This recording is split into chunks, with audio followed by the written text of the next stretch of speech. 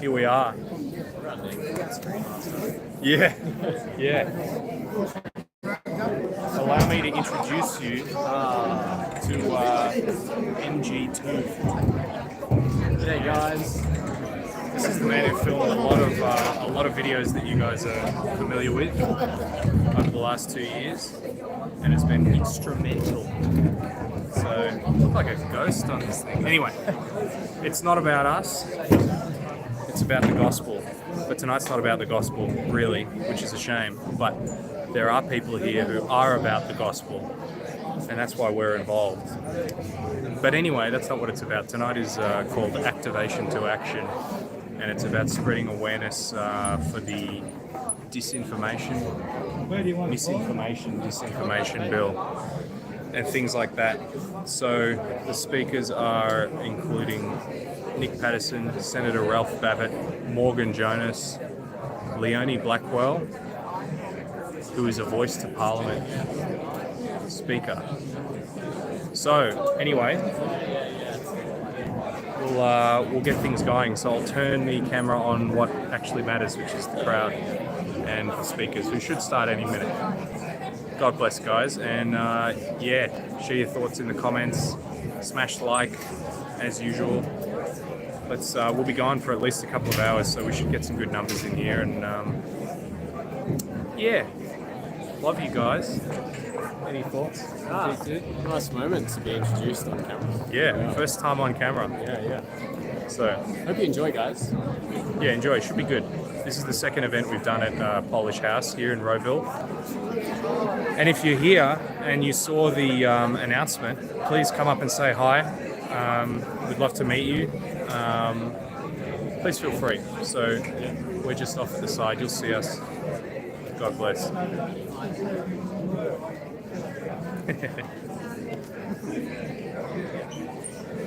Got to get that angle right.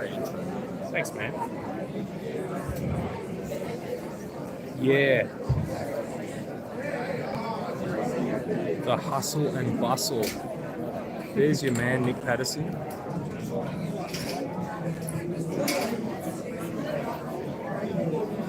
Morning, Mayday.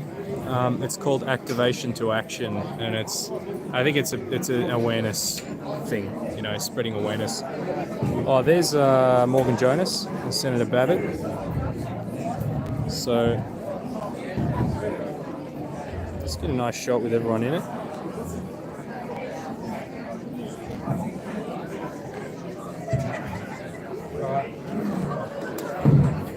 Yeah, it's fine. I've got it plugged in my phone. Oh, nice. So yours like accept fast charging? Yeah. Maybe we just plug it into yours and see how far we get. Yeah. Yeah, easy. Yeah, sweet. Okay. Oh yeah. Or even just, let's say battery. Yeah.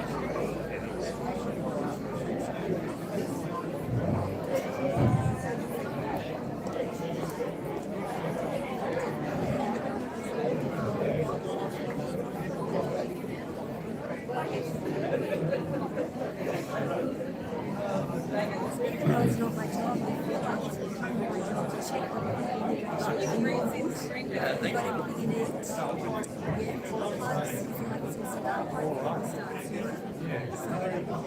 So I'm not filming them.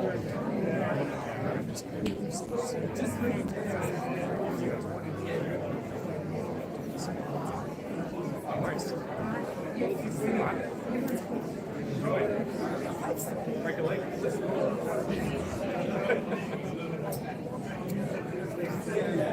Yeah, good times.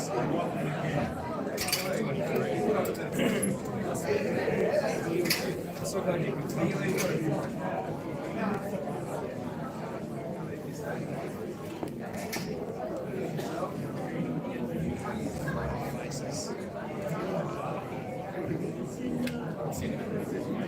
Yeah. So I guess you're local Channel 9 or anything like that? Hell no. No, just Logan Brown. See, that's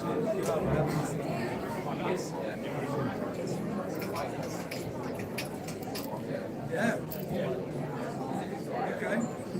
I only know two public figures. RBS and Chuck. Yeah, I love goodness. Yeah. Other than that,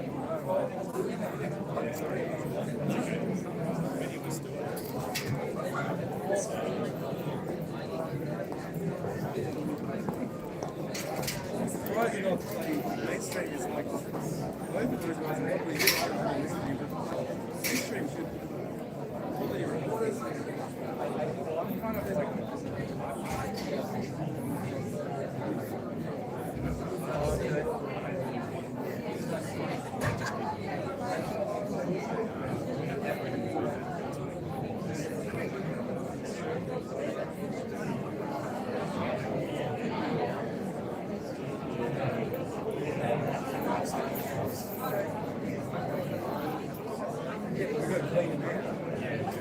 Replace them one at a you do it by replacing them one at a time. You get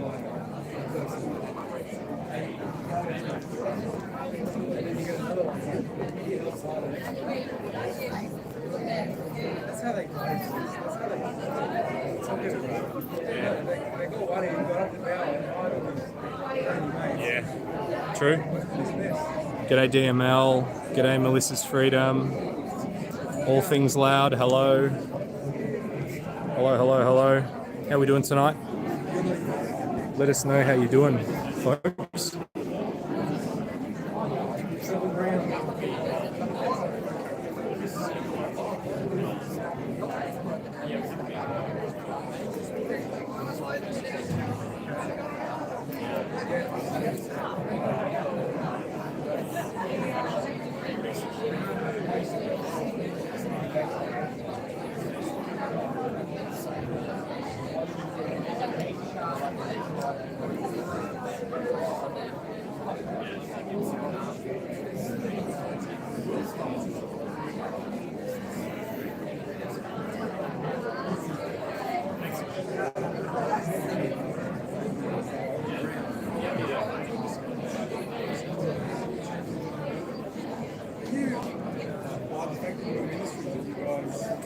That's the new name.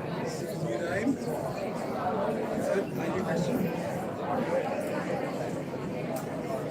Yeah. About a year ago.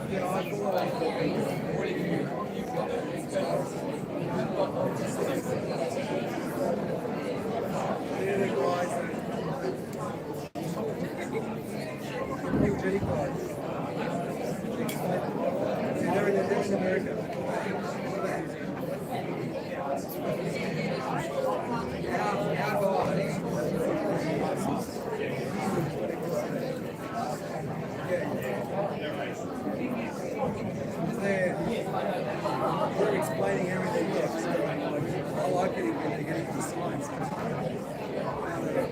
Geology, study a process of assumption.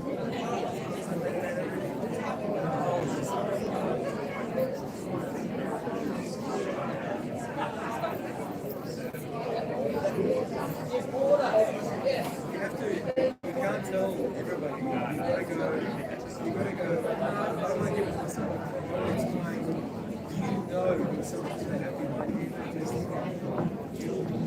Yeah.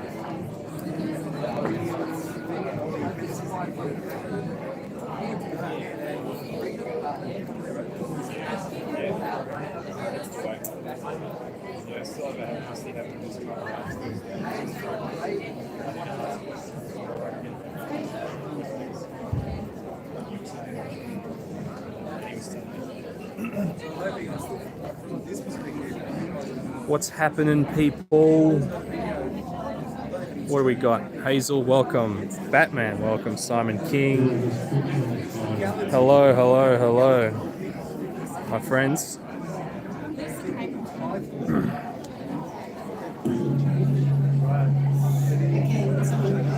Here we are, folks. Can everyone take their seats, please?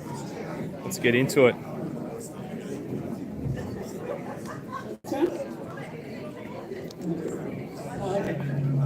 Just my teaching minutes.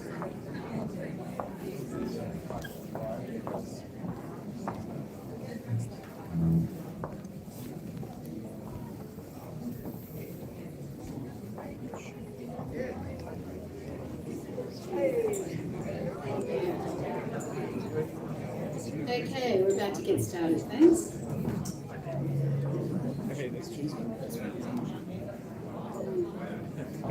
Do I need to move back a bit? Okay.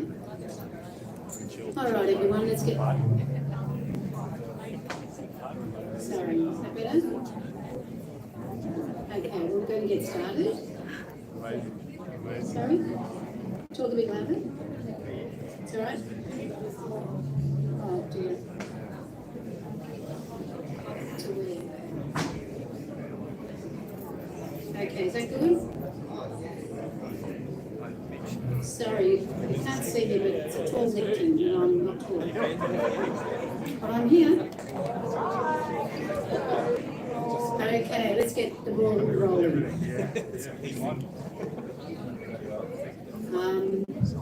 Yeah, grab a seat, please. Let's get started. Oh, why does it keep doing that? I move back and it's... All right, good evening, everybody. My name is Peterine, and I'd like to introduce my co-host, Leonie Blackwell. She's a brilliant naturopath by day. Leonie has a passion for people using natural occurring medicines as well as their own immune system for healing and anything but pharmaceutical drugs unless they're absolutely necessary. Like many of us, she is acutely aware of the dangers in that, and in her spare time, Leonie is a freedom fighter, a ferocious one. Praise God for that. She's greatly loved in her community. She's a very much admired freedom lover. The whole community in Druin, which is where she's from, she hikes all that way to come here tonight. They support her wholeheartedly, donating generously to her campaigns. Leonie has had so much donated to her campaigns that she knows it's just what she's meant to be doing. Do I need to move back or?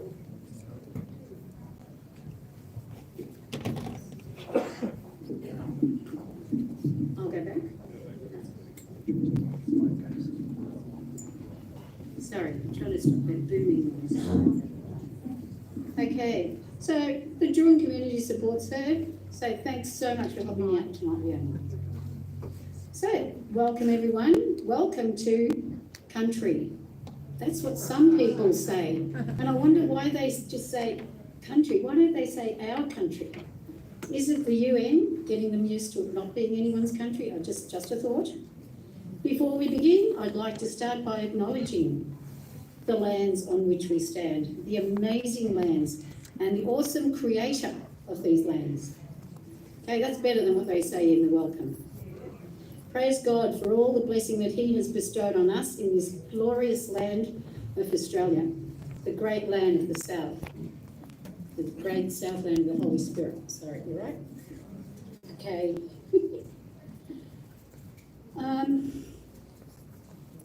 I'd like to also pay my respects to the elders. Don't cringe, it's going to be all right. Past, present and emerging, who have contributed so much to our Australian culture. To the Polish elders who gave us Polish sausages, cakes, and places like this beautiful hall full of freedom fighters. Yay! To our Italian elders, who gave us pasta and pizza, gorgeous vineyards and superb wine. To the Chinese elders, who gave us $2 shops. To the Sri Lankan, Indian and Mauritian ones, who brought us rice and curries. Those from Romania, who make the most incredible cakes, and many, many more who have been the foundation makers of our society. We have so many elders to be thankful for. Building our roads, building our railways and our communications. They've built the infrastructure on which we all rely. They're the foundation of our morals and freedoms as well. Many of them came from war-torn countries and totalitarian governments. They've escaped here for the freedom that Australia offered, okay? So our founders, our elders, know very well what we're looking at here. They've come from war-torn countries, many of them. Many came from there, and we also pay our respects and gratitude to the awesome leaders and elders present tonight for what they are all about to present to us. Morgan and Ralph and Nick, these are the guys who are leading us. May we all work in unison to improve the terrific life that we have in this country. Leonie will now introduce our first keynote speaker. Thank you. As I was thinking about how do I introduce Morgan Jonas, I keep calling him Morgan Freedom because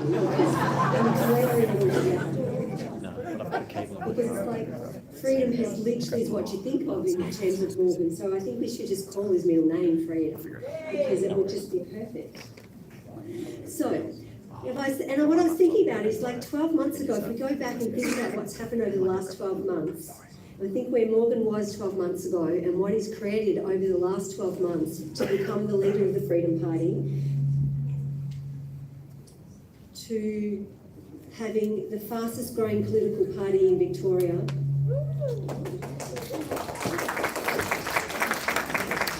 and for us to be able to receive over 100,000 votes in our first election is absolutely outstanding, and that's why Morgan has the reputation and the following that he does. So I'd like to call Morgan up to the stage to give us a talk.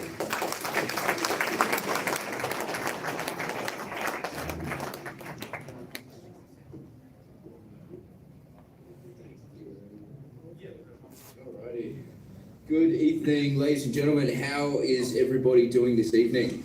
We're doing all right? Are we surviving the Socialist Republic of Victoria under Dan Andrews? I'm very inspired to see that you've all come out this evening.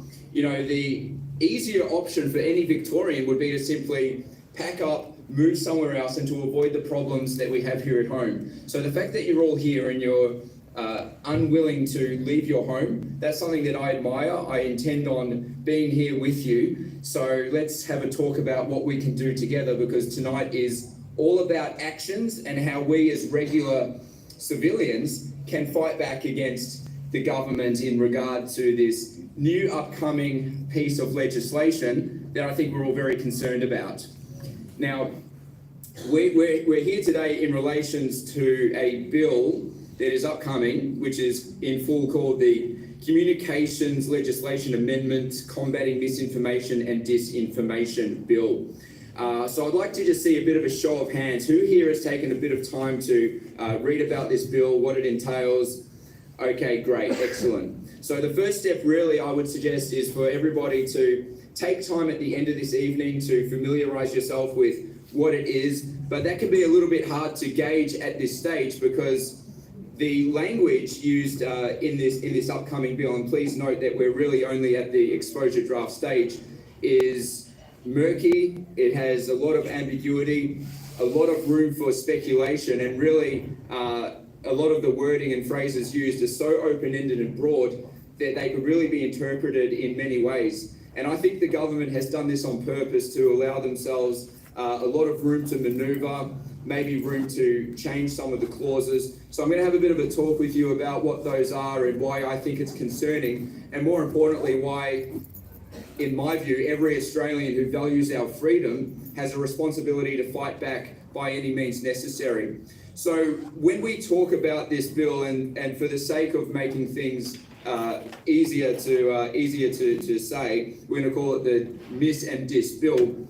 What we're effectively talking about is a new piece of legislation that will grant what appears to be extraordinary powers to ACMA, or the Australian Communications and Media Authority, to effectively regulate the content that is disseminated primarily through the social media platforms.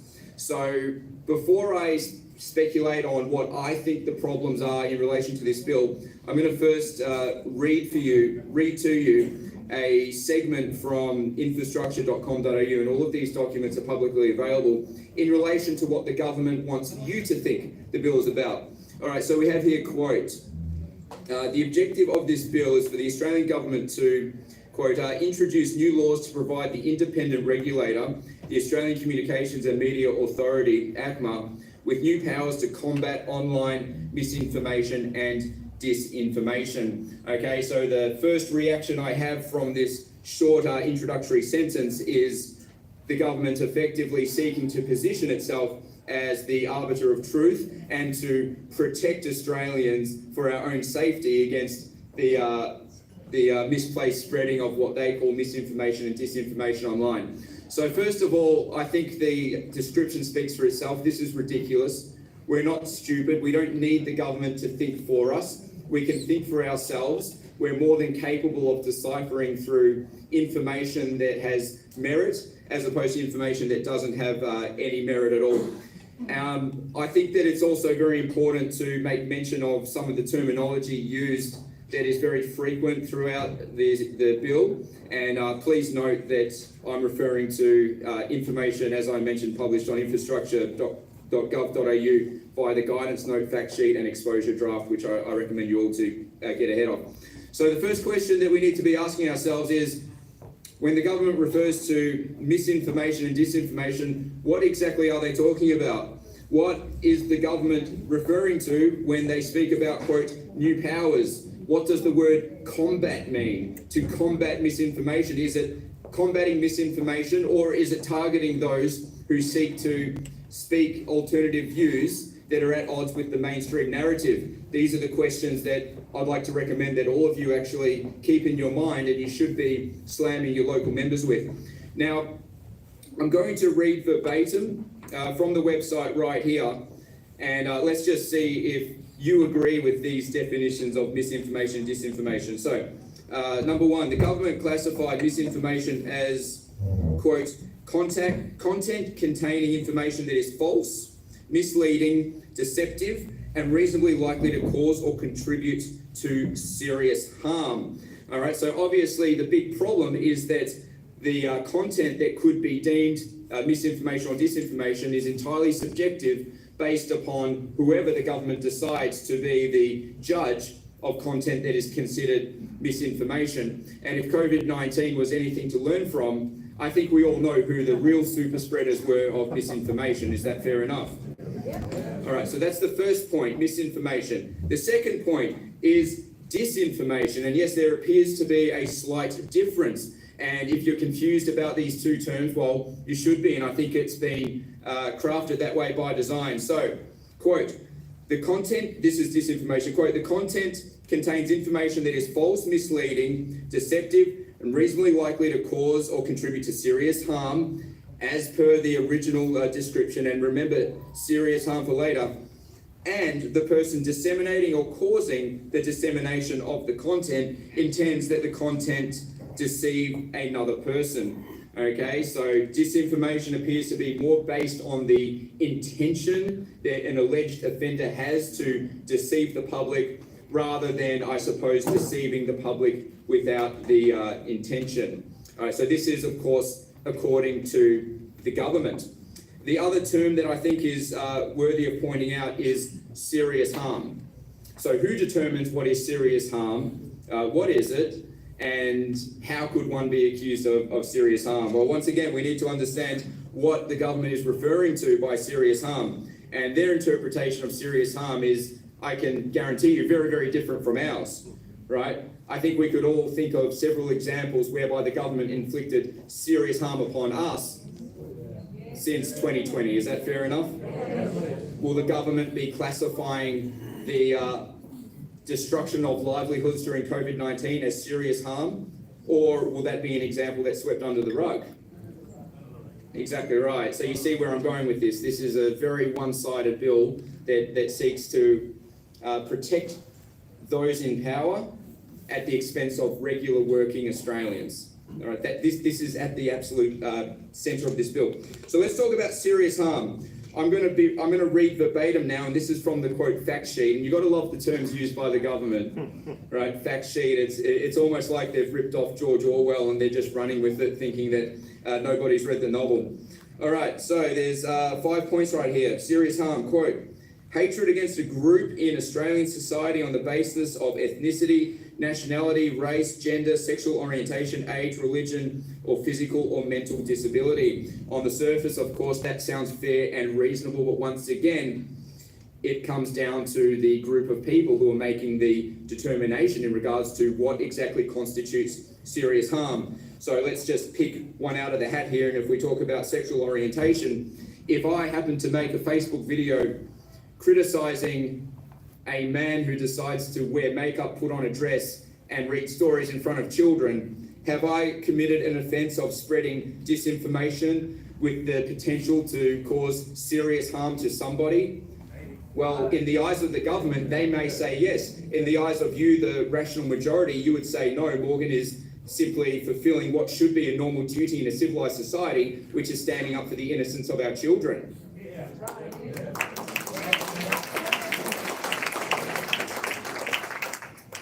Number 2, serious harm, disruption of public order or society in Australia. Now, being on the receiving end multiple times of Victoria's public order response, I can tell you that it is an obligation of a citizenry to protest against unjust, unfair laws, especially those that undermine our human rights.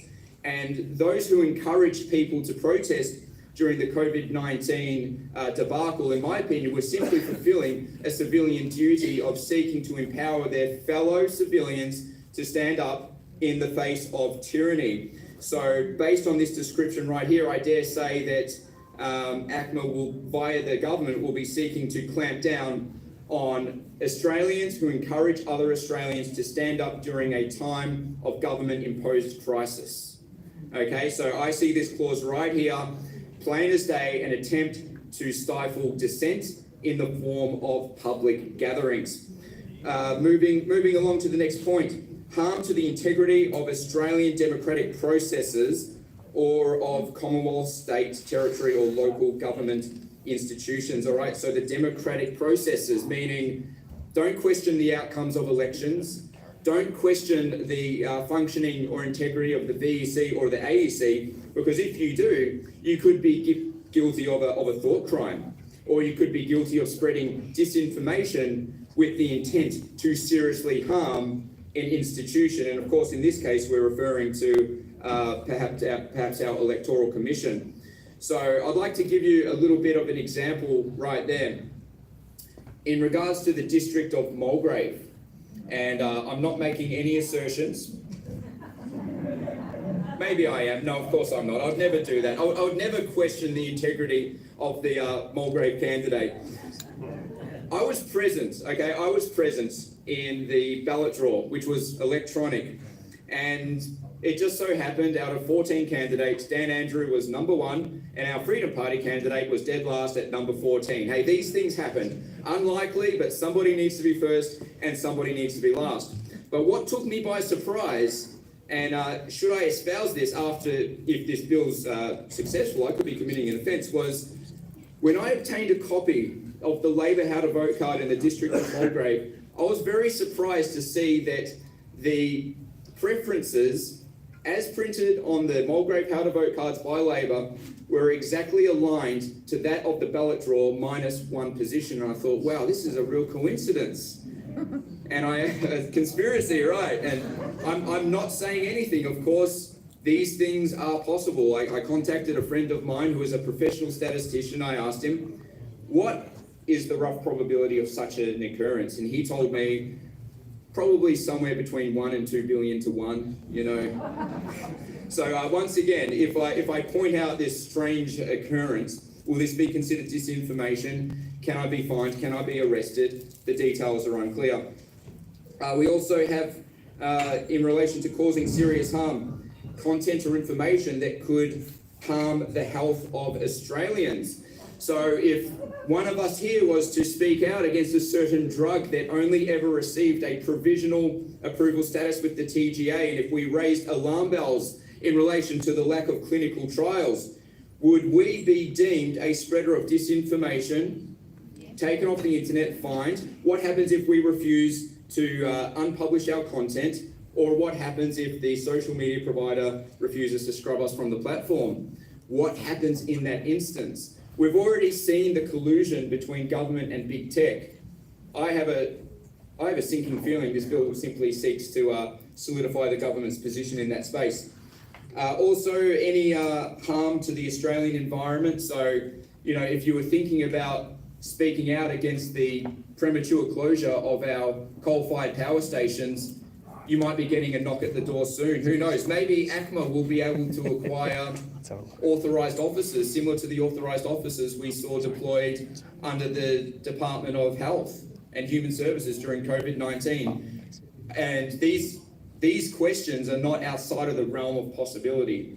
There's one thing we know about governments in relation to trampling over our freedoms. It's if they did it once, they'll do it twice. And these questions I'm raising, I'd very much like to encourage all of you to take a note, make a mental note, bring it to your MP, beat them over the head with it, not literally, but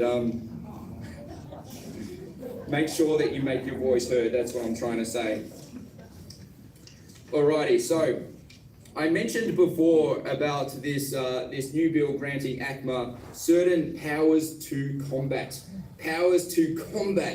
disinformation and misinformation. But are these powers really to combat the information, or are they to combat those spreading this particular information? And let's just call it information, because we know that, especially over the past 4 years, the biggest spreaders of truthful information was it the government and the mainstream media, or people in the independent media space, right?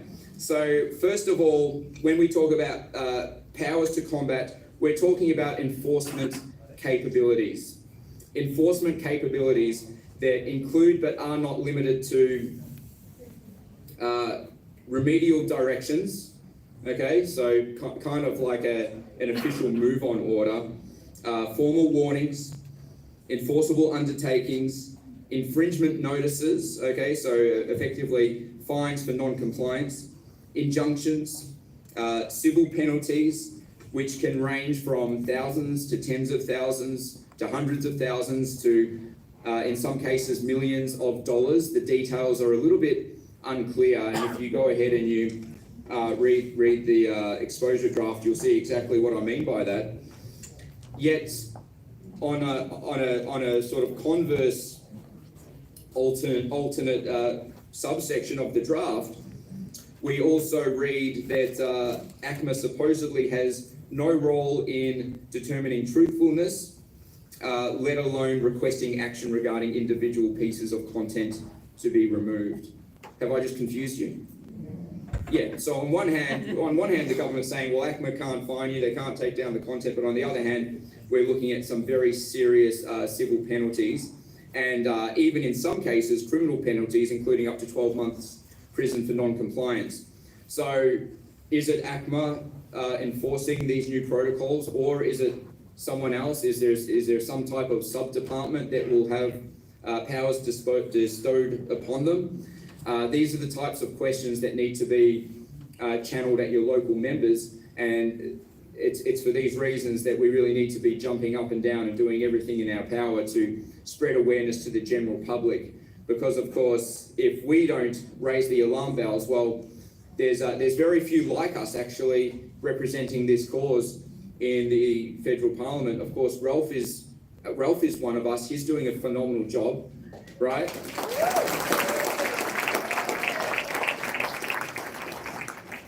but he'll also tell you that he can't do it on his own, and that he needs every single one of you to get behind this fight. So it's very strange. There's things we know. There's lots that we don't know. Also, written in this draft is that ACMA, as I mentioned, will have no role in determining truthfulness, yet will play a role in determining what is misinformation and disinformation. Let that sink in. So ACMA, they don't. It's not their business to determine what's true, but they can determine what's false. How does that work? How exactly does that work? And if it's not ACMA determining truthfulness, then who is it? Is it Daniel Andrews? Is it Anthony Albanese? Is it the faceless fact checkers that seem to be operating throughout our government institutions? Is it Klaus Schwab from the World Economic Forum? And by the way, tackling misinformation and disinformation, this is a hotly spoken about topic, cooked up deep in the basement of the World Economic Forum. It's been going on very, very seriously for a few years now. So I'm very concerned about where this could be heading, and once again, get involved. Now, what I wanted to speak about next is, who does this bill affect? Who does it affect and who does it not affect? Because this is the real kicker. This tells you everything that you need to be concerned about. So starting off, this bill does not affect, all right, wait for it, drum roll. Who do you think? Who else? All right, so the government agencies, professional media, right, and professional in inverted commas. And who decides who the professional media is? Those who are colluding with them in the first place, okay? And the bill does not affect authorised electoral matter. So a question I would be asking is, if I am to put out information that is authorised by the Freedom Party, and if, say, the real Rukshan was to put out similar information but under his independent media platform, does that mean that I get a free pass and Rukshan may potentially have his door kicked in?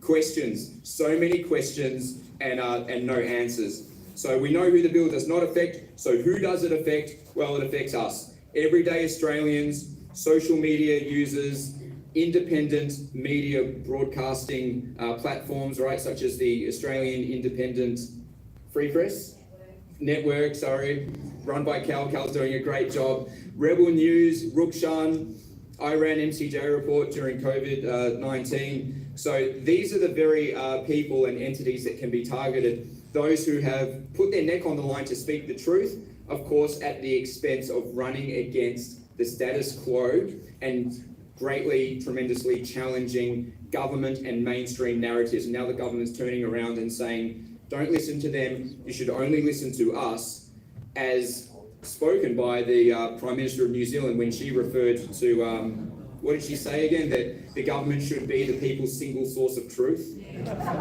right? And if you find information anywhere else, you should take it with a grain of salt. You should question it. And if you're unsure, speak to the government, because they will never lead you down the wrong path.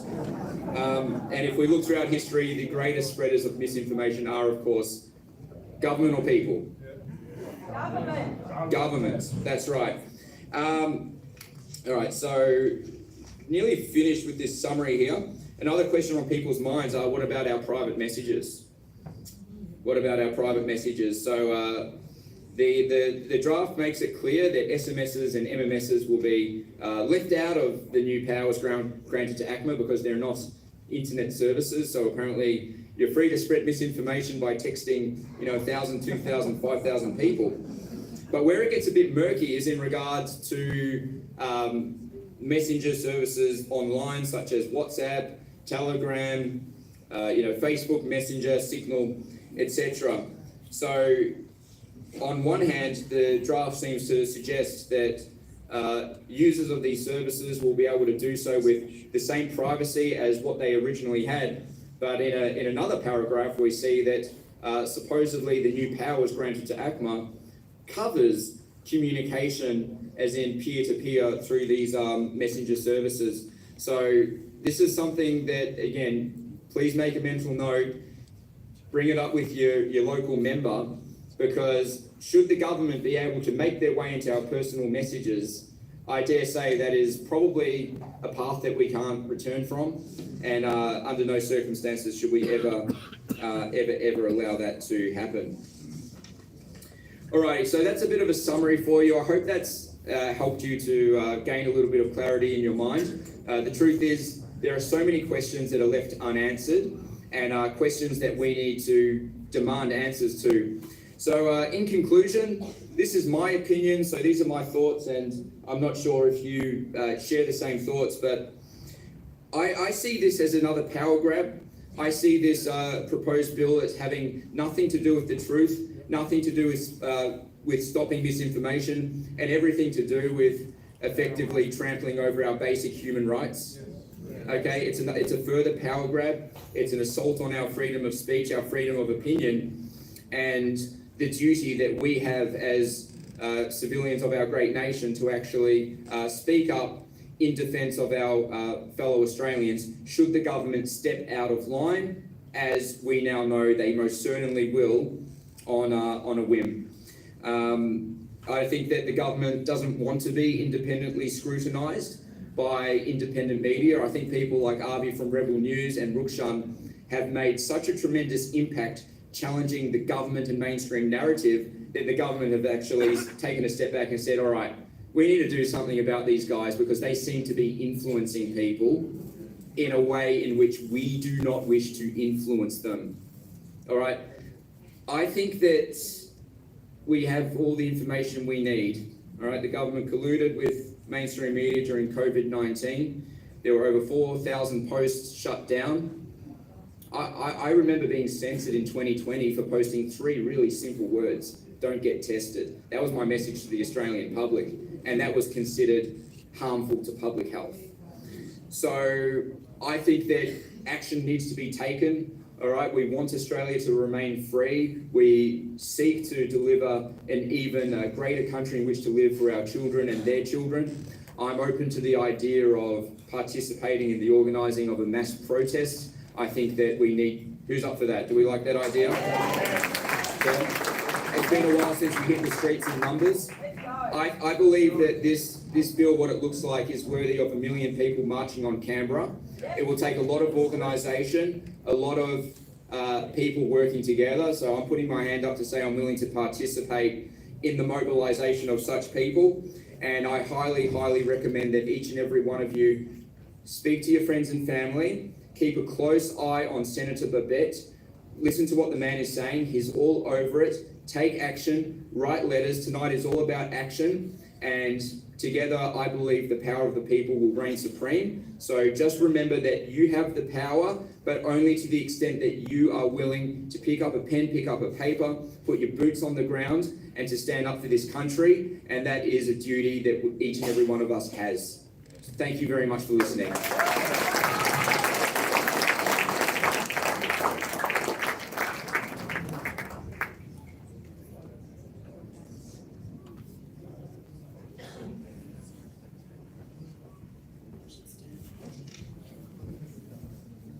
Okay, our next speaker is the bravest, most upfront defender of our freedoms at the moment.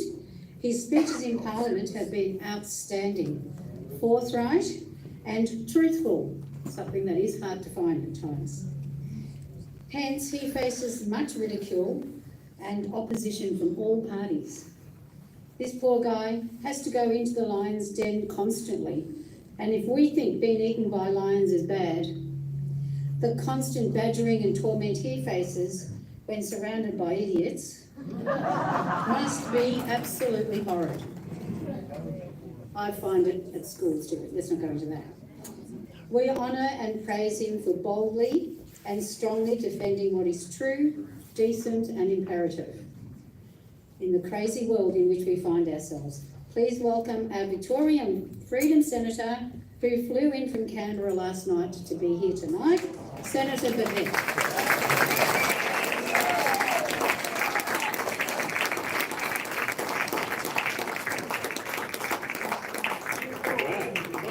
Thank you very much. I appreciate that. You were very kind to me.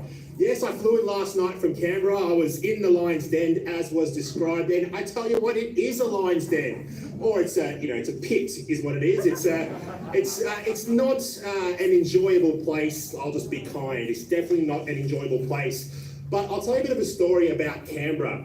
When I first went to Canberra, when I first went there, I was a little bit nervous. I was like, oh, I'm going to be around a place of learned people. These such intelligent men and women. How am I going to fit in? I get there, and after a few days, I'm just thinking, are you serious? Is this who's running the country? Is this it? My goodness. So what I want you to take away from this is this simple message. Don't think that you can't do it. Don't think that you're not able to go to our nation's capital and be a leader and do good things to our country.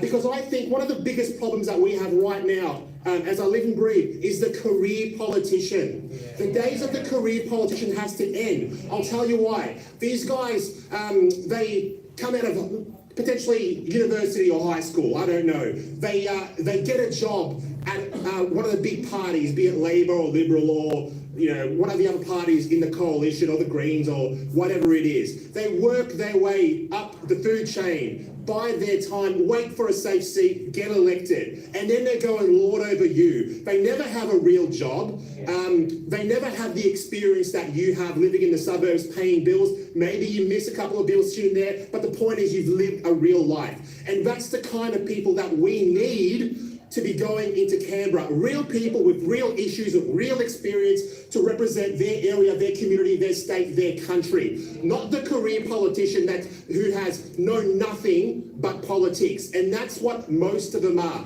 Not all of them. There are good, decent, hardworking, honest, smart people in Canberra, but unfortunately, they are outnumbered by the idiots. Outnumbered. What I'm about to say today, it could potentially get me censored. Censored on Facebook, on YouTube, on X, formerly known as Twitter, if the Labor government gets its way. That's what might happen. I might get censored, and that's not right. So this proposed Combating Misinformation and Disinformation bill will give the government power, but more importantly, this is the key, more importantly than giving the government power to censor, it's going to give the bureaucracy the power to decide what is true and what must be silenced. The bureaucracy. I'll come back to this. Now, for those who don't know, if you don't know this, I'm about to tell you, I'm about to shatter your world. Probably not your world, but I'm about to shatter some people's world. Now, this bill was first proposed by the Liberal Party. This is not a Labor Party bill. The idea for this comes from Scott Morrison's government under a guy called Paul Fletcher, who was the communications minister at the time. Now, thankfully, the bill didn't proceed under the Liberal Party, but here we are, 1 year later approximately, and the Labor Party has resurrected this bill, and now they're going to attempt to pass it. And I'll be honest with you, they have the numbers to pass it. So if we're going to get it overturned or stopped in its tracks, I should say it's going to take a whole bunch of effort from all of you here and from your friends and family. Now, what does this prove? It just proves one thing, that the Labor Party and the Liberal Party are two wings on the same bird. That's what they are. Two wings on the same bird, but the similarities, they don't end there. They don't end there. I'll give you a few more examples. The Voice, okay, The Voice. Now, the Labor Party wants to constitutionally enshrine the Voice, but the Liberal Party says, no, we don't want to do that. We're so different. We'll just legislate it instead. Same thing, buddy. It's the same thing. Another example, net zero. They both want net zero. They both do, except Labor says we'll do it in X way by X date. And the Liberal Party or the coalition comes along and say, don't worry, we'll do it in Y way by Y date instead. It's the same thing. Labor wants to send us broke today, and the Liberal Party will send us broke next week. Same thing. I'll give you one more example. Globalist organizations. They all take their marching orders from globalist organizations and institutions. Big tech, big food, big pharma, big war. All of those. The UN, the WEF, the WHO, and all the others. They all have their sticky little fingers in our government's policy. All of them. Labor or Liberal, doesn't matter. Now, if this bill passes, big tech companies, they could be and probably will be fined millions of dollars if they don't gag you, the average Australian, if they don't gag you. Now, misinformation and disinformation should not be combated with censorship or threats of big fines. That's not how you do it. It should be combated with correct information. Correct information, supported by evidence, by data, and by reason. Thank you. Following this, there should be an open debate and a discussion in the public square. That's what should happen. But you know what? Social media is the public square now. That is the public square, the modern day public square. So you don't counter incorrect speech with censorship. But what can you do with censorship? What can you do? I'll tell you what, you can control the narrative. That's what you can do. And ultimately, that's what this bill is about. It's about controlling the narrative of the day, whatever that might be at that time. Now, former US President John F. Kennedy once said, and I'll quote him verbatim, he said, "A nation that is afraid to let its people judge the truth and falsehood in an open market is a nation that is afraid of its people." That's what he said, and he was right. He was right. Now, the government knows one thing. It knows one thing. It knows that people have the power. That's what it knows. And this bill helps them keep one step ahead of the people. Now, social media, it's taken power from government and, more importantly, from the establishment. That's what it's done. The government and the establishment, they hate the idea that any one of you can become influential simply by pulling out the phone in your pocket and writing something online that's going to be seen by many, many people. That's what they're really afraid of, that power. Now, anyone who has read 1984 by George Orwell knows full well that this legislation will embolden ACMA, the Australian Communications and Media Authority, who will, by default, become Australia's own version of the Ministry of Truth. Who's read 1984? Show of hands, anyone? Or at least heard about it? Most of you. Okay, good. If you haven't read it, have a read. It's very interesting, and it really shows us, in artistic form, where we could be heading. So ACMA will then go on to have the power to decide what is true and what is not true, obviously. So digital platforms, they will censor in response to threats of fines, and obviously, it's going to inhibit your ability to have free and frank discussions. That much is clear. Now, this is an example of something. It's an example of what President Trump calls the deep state. An example of that, whereby faceless bureaucrats behind the scenes have a massive influence on the direction of this nation. Massive influence. You can't vote these people in, you can't vote these people out. And soon they'll have the power to silence you. And I think it's very wrong what they're doing. Now, it doesn't matter who you elect. It doesn't matter. One day it could be Mr. Albanese, and tomorrow it could be Mr. Peter Dutton. Could be. The bureaucracy, however, the faceless men and women, they stay the same. Thank you, sir. They stay the same. They do not change. They sit there 5, 10, 20, 30, 40 years entrenched. Unfortunately, and this is the big problem here, we have elected members who lack the courage to drain the swamp, or rather the billabong in our case. They don't have the courage. And that's one of the reasons why Australia keeps marching down the same path, election after election after election. What changes? Nothing changes. Nothing changes. One party might have a different view on some small local policy. Another party might have a different view about that same small local thing. But the big ticket things will just keep marching in the exact same direction. Now, this bill, obviously, as Morgan said, it excludes professional news. So free kick to legacy media Why does it exclude professional news? Because they can easily control what they print and say. They can't control what you print and say, though.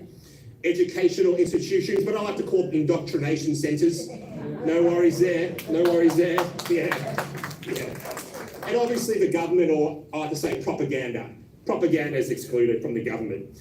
It's a clear double standard. I mean, you can see that. It's one rule for us and another rule for them. Now, I think it's un-Australian and it's not the right approach. It's not the right approach at all. And that's putting it mildly, putting it very, very mildly.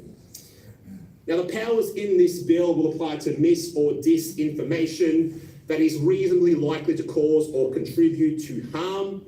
And the previous speaker went through all of those, so I won't go through those again. But it's very loose in its scope. It's very open, but that's the whole point of it, because now it's up to the interpretation of whoever is in charge of it at that time. So they can chop and change it as they wish. Now, censoring speech, it's not the answer. We all know that. It's not the answer.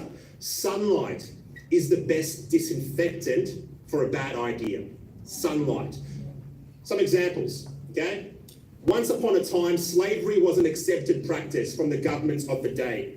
White Australia was the government policy, and women were forced to retire from the public service once they were married, and they weren't even allowed to vote for a while there. There are probably many other examples from history, from norms, historical norms, that at the time were widely accepted, but now we don't tolerate or accept it. Now things have changed. Why? Because people were able to freely express their opinion. They were not censored. That's why. They were able to organise, to lobby the government and to challenge authority, which is why these injustices are now gone. But when you give the government the power to clamp down on what you can say, who knows what that could lead to? It probably won't be good. Now, Australia, we're not the only country implementing these kinds of laws at the moment. We're not. Many other countries are doing so at the same time. Now you've got to wonder, is it coincidence or is it by design? Is it coordinated? I don't know, I don't have the answer, but it's something that I would like to be able to discuss. One day I might not be able to discuss that. Now, this is the biggest attack on free speech in Australia in my lifetime, and probably many of yours as well. Now, Labor's Ministry of Truth, it would make George Orwell turn in his grave if he heard about it. It absolutely would. Now, this is the problem with wokeness. This is the problem. Everyone must look different, but we're all required to think the same. Now, whatever happened to the Universal Declaration of Human Rights? It says, and I'll quote, "Everyone has the right to freedom of opinion and expression. This right includes freedom to impart information through any media, regardless of frontiers." The Declaration of Human Rights says that. But we all know that the government likes to take a whiz on that, don't we? As we've seen over the last few years. Now, here in Australia, the government wants one thing. It wants the power to label narratives, ideas, and things that it does not like. And obviously, the million-dollar question is this: who gets to decide? Who decides what is mis or disinformation?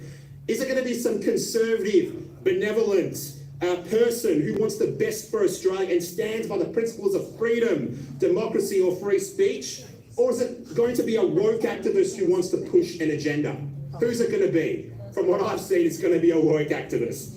That's what I think it's going to be.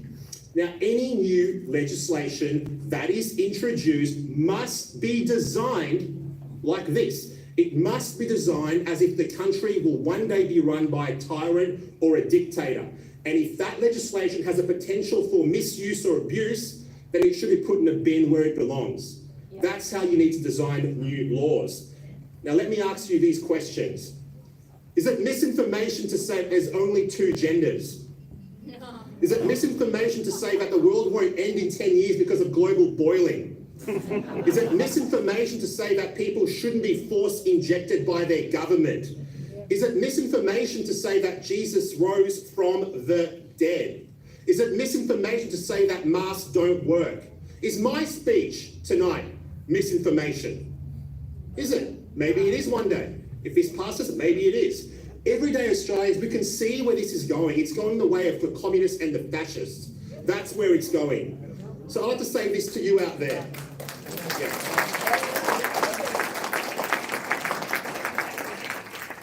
Nothing changes. Nothing will change unless you force the change. You must force change to happen. And obviously you all here already take a greater interest in the political process than probably some of your peers or family and friends. So I urge you, and I'm sure you're already doing it, but if you're not, speak to your family, speak to your friends, bring them along next time, talk to them about this bill. And more importantly, I always say this and I'll say it again, nobody is coming to save you. Nobody is coming. Batman's not coming. Superman's busy, right? You've got to be the superhero yourself. You've got to put your hand up. You've got to say, I've had enough. You've got to say, I want to have my voice heard. You've got to contact your local member. And more importantly, next election, you've got to be there to help one of us freedom-oriented conservative people, hand out how to vote cards for us, support us, talk to your friends about us, share our content on Facebook while you still can, while you still can share it, and get behind us, because I can't do everything. It's very difficult where I am right now. And you know, even if it's as simple as posting something on my social media saying great work and sharing something, it really means a lot, and I really appreciate all of you that actually do that for me. Now, I'll leave you with this. Thank you, man. Thank you. Go out there and be your own superhero, and together we will make a better Victoria. Together we will save our country, and together we will make free speech free again. Thank you, ladies and gents.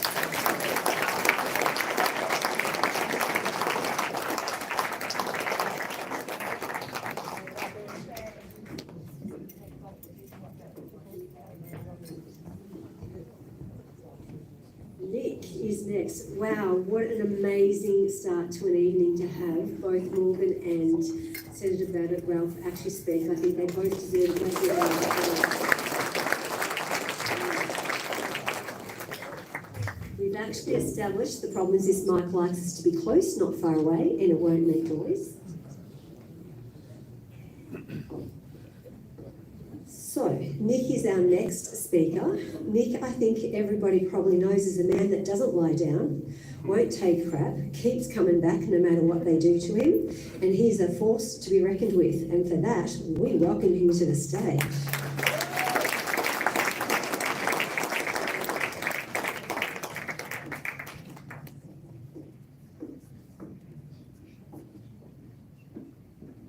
That was definitely misinformation.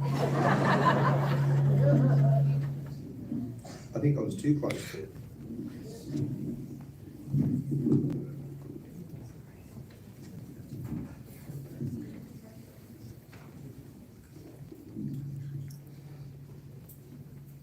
So,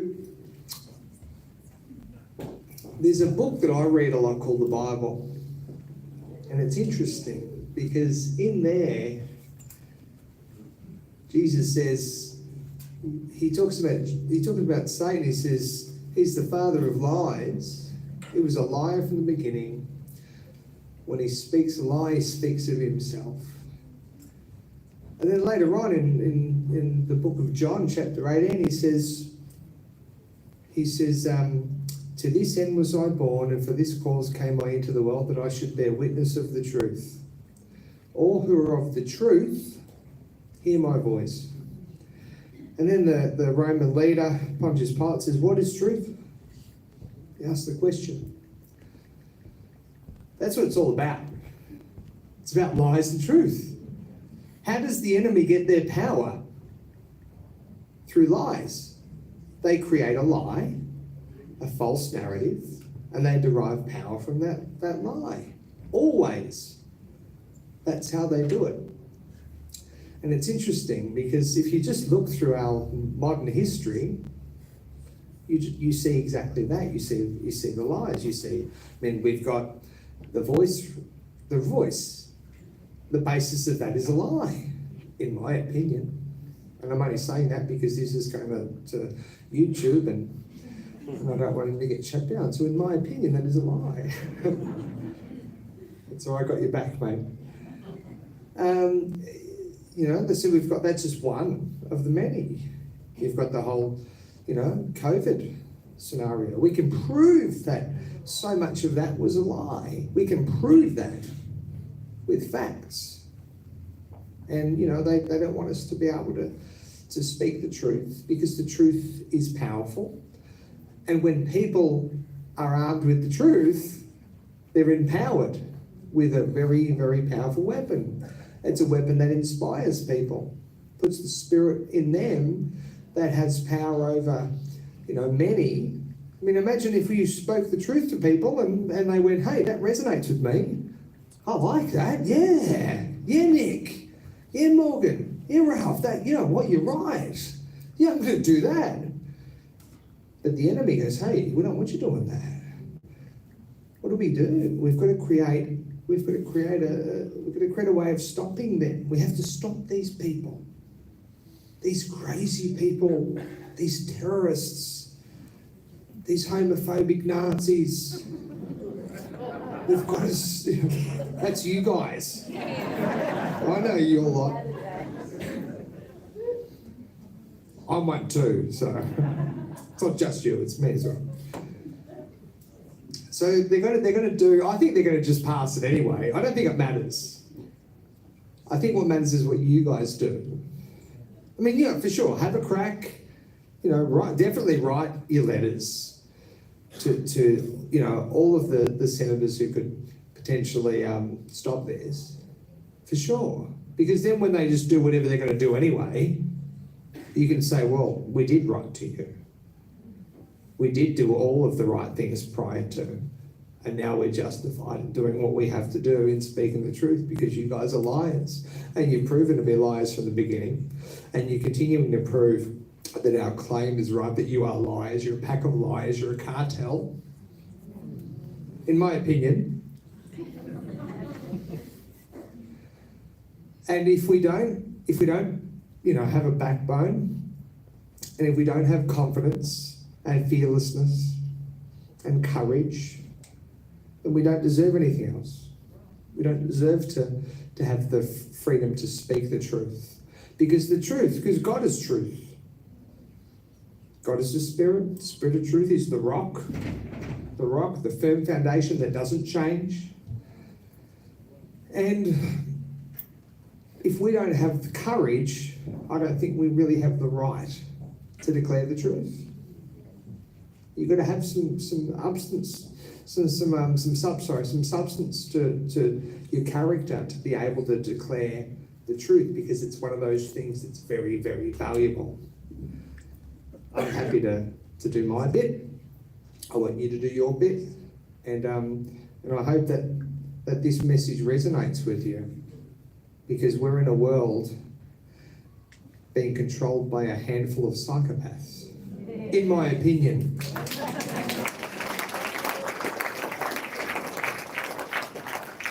And we don't know what's happening in the background. Maybe we have a little inkling of maybe these things are happening, maybe those things. We don't know for sure. We don't have control over everything.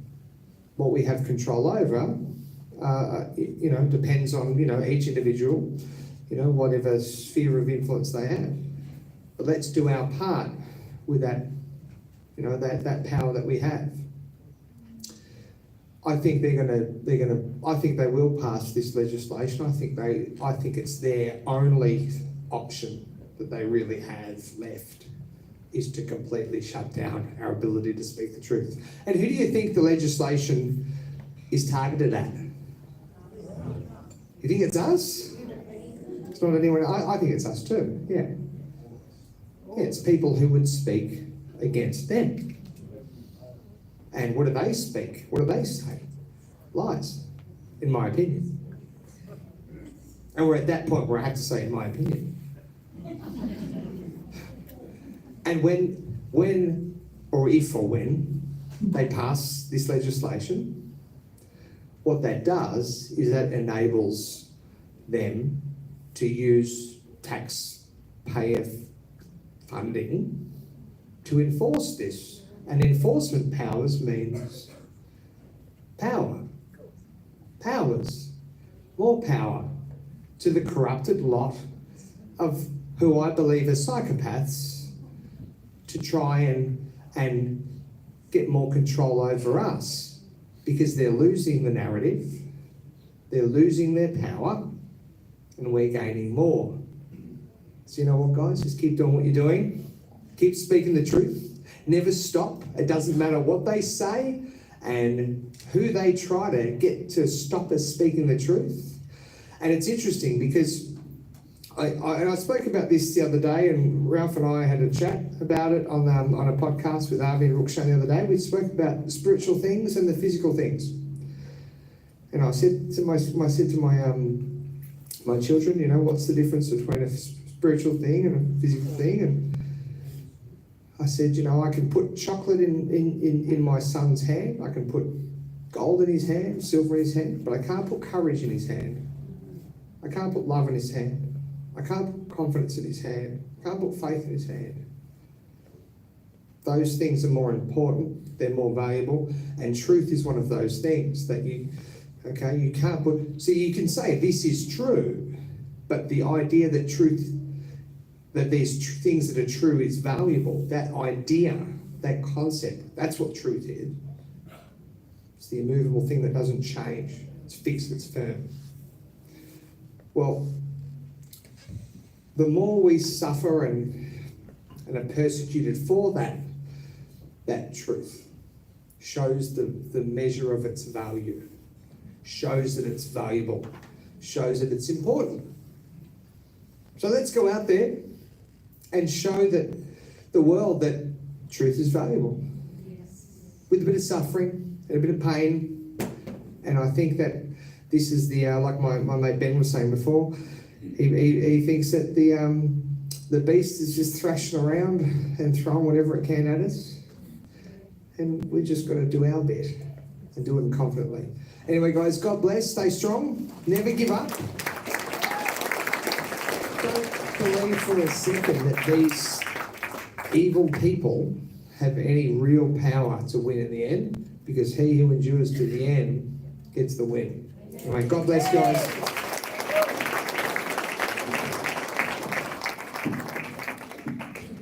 Thank you very much. Okay, we're going to open the floor up now for question and answer. So if our three guest speakers would stay up here. Come back, Nick. Where are you going? All right. So we've got a microphone in the middle here at the front. Sandy, who's my wonderful PA. I pay her handsomely. Not. She'll be here. Any questions, please come to the middle microphone. Thank you. Yeah, okay.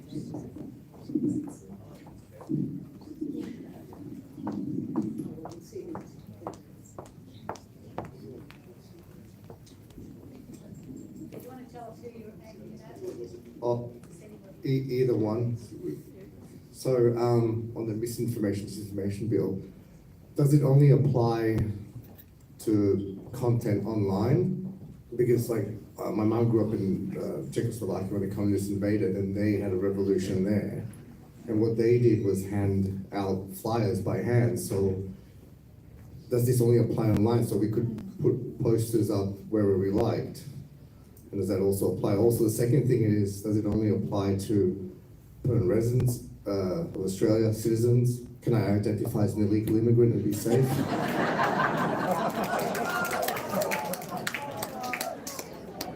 Free trip to Bali, deport me here.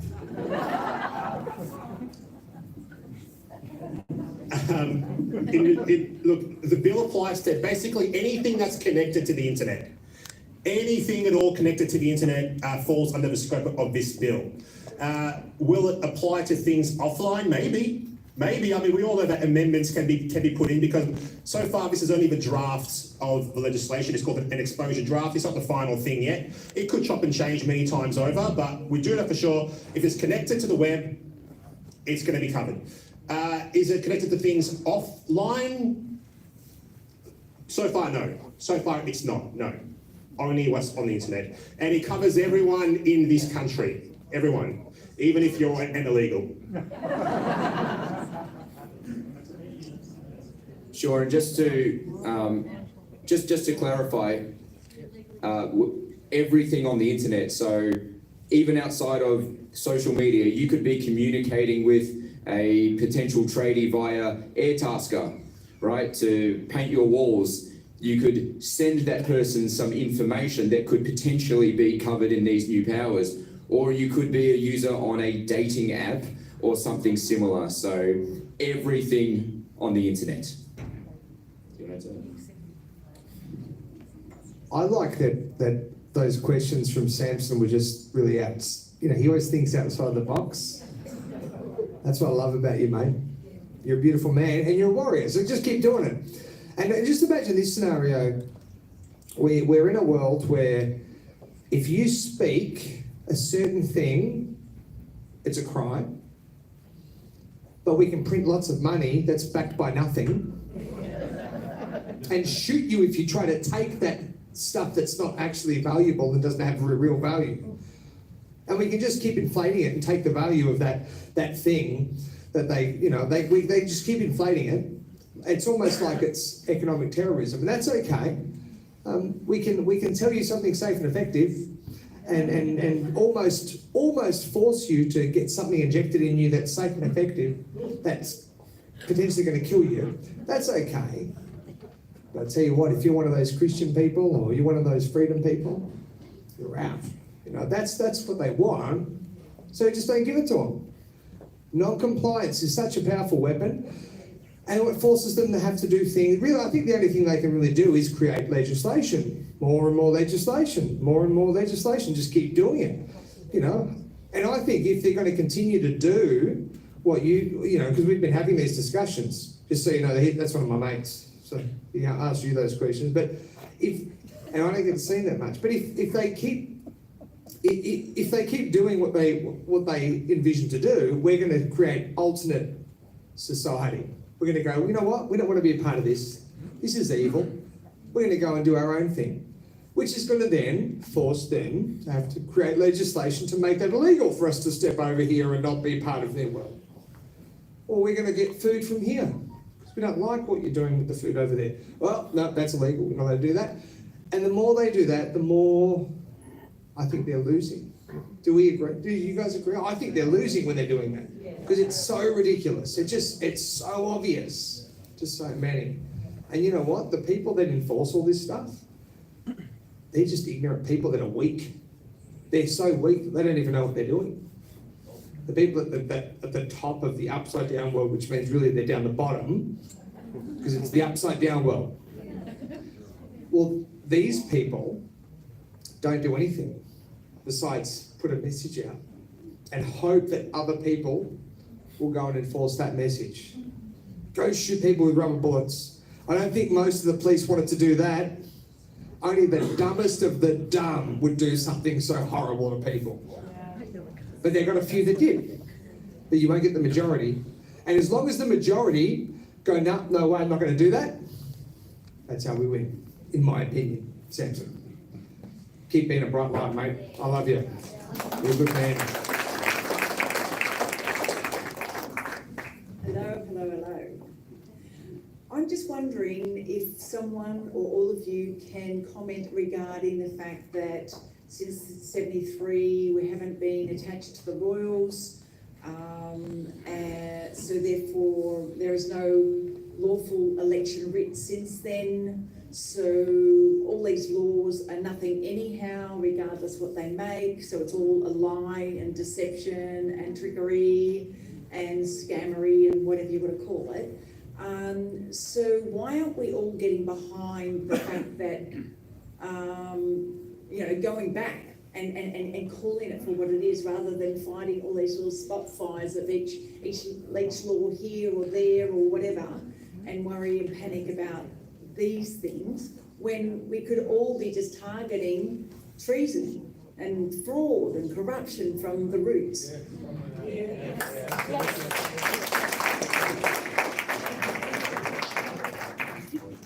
So, first of all, I'd like to thank Joyce for her question and also for running for Freedom Party in the state election last year. Thank you for standing up, Joyce. A lot lot of courage, and Joyce was one of our major people who dedicated her time day in, day out. And once again, thank you very much for your contributions. It's something that I will never forget. So it's a great question raised by Joyce, and I think one that has a lot of merit. But if you want my honest opinion, where we stand at the moment, we know that there has been several injustices committed against the people under legislation throughout the years.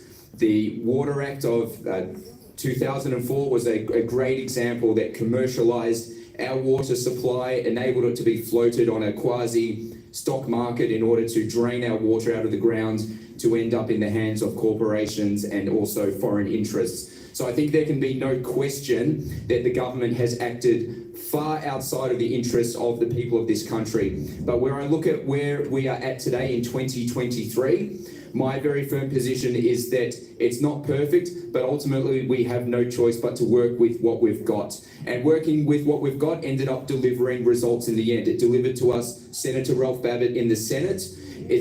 Yeah, there you go, give him a round. We saw the election of some fantastic upper house MPs also here in Victoria. I've spoken to friends of mine around the country. The results of the collective effort of the broader freedom movement has seen several local councillors elected to local government in various states. So I know that it's not perfect. I know that the system or the deep state has greatly rigged our electoral process in favour of those who currently hold the power. But what I can see is cracks forming. I see the little man rising up, which is us. We are the voice of the people. And I think regardless of the injustices of the past, the only way to undo those injustices and to move forward is, well, whether we like it or not, to work within the mechanisms of which we have. And we're getting results, so we need to keep doing what we're doing. And that's my response to Joyce's question, so thank you. Well said.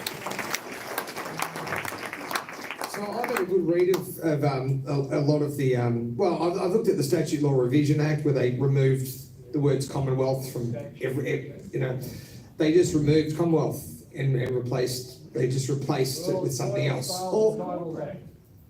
And so you can see that it's definitely happened, like there's no question. And you know why? Because liars, what do liars do? They lie. Oh, okay. In my opinion, that's what they do. And we're just saying our opinion here, right? Because that's all we can really concern. But what I will say is that let's just use the gay marriage plebiscite as an example. So it's a plebiscite for starters. It was a plebiscite. It was all about division. But who's the sort of the final arbiter of a law?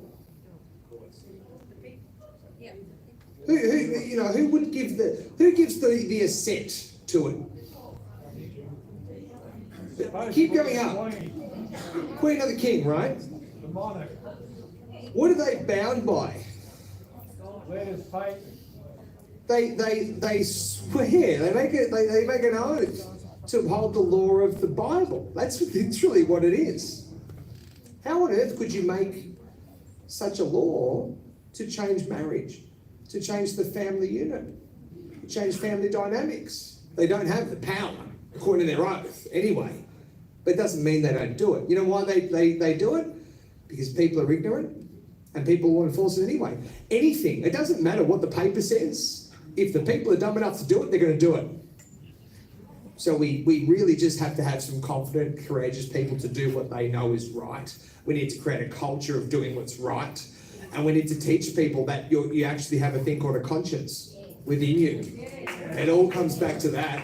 And do that conscionable thing, and don't worry about the paper when it's in conflict with your conscience, because ultimately the only thing you're sovereign over, and it's interesting because we're doing a study on sovereignty tomorrow, the only thing you're sovereign over is your ability to make choices. That's it. There's nothing else that you truly own. You don't own your body. It could be taken tomorrow. The man can put the gun to your head and say you have to do this. You can still say no, not doing that, and they can kill you. But they can't make you do it, okay?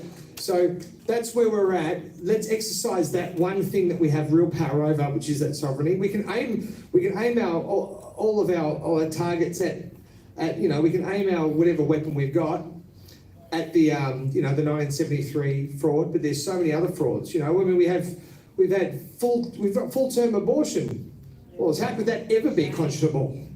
How could even the most left loon, how could they ever consider that to be conscionable? Well, we've had that for a long time. And you know who brought us out? Well, we all know. Daniel Andrews brought us out when he was the health minister. So that's where we're at. It's all about that. That's what we focus on, which I think the disinformation bill will be a way to target people that do that empower people. Because do you think they want an empowered society? No. So anyone that actually empowers people and it shows them, hey, here's some words that will inspire you to actually be strong and courageous, that's going to be the most hated thing, and the most highly vetted words that will probably cost the most. Because you said that there was a price tag on certain words. Some things will be thousands of dollars in fines, some will be tens of thousands, hundreds of thousands, maybe certain words will be millions. That's sort of how that's the direction it's going, and it has to, because evil wants to win, and good has to be all in to win as well, and believe it.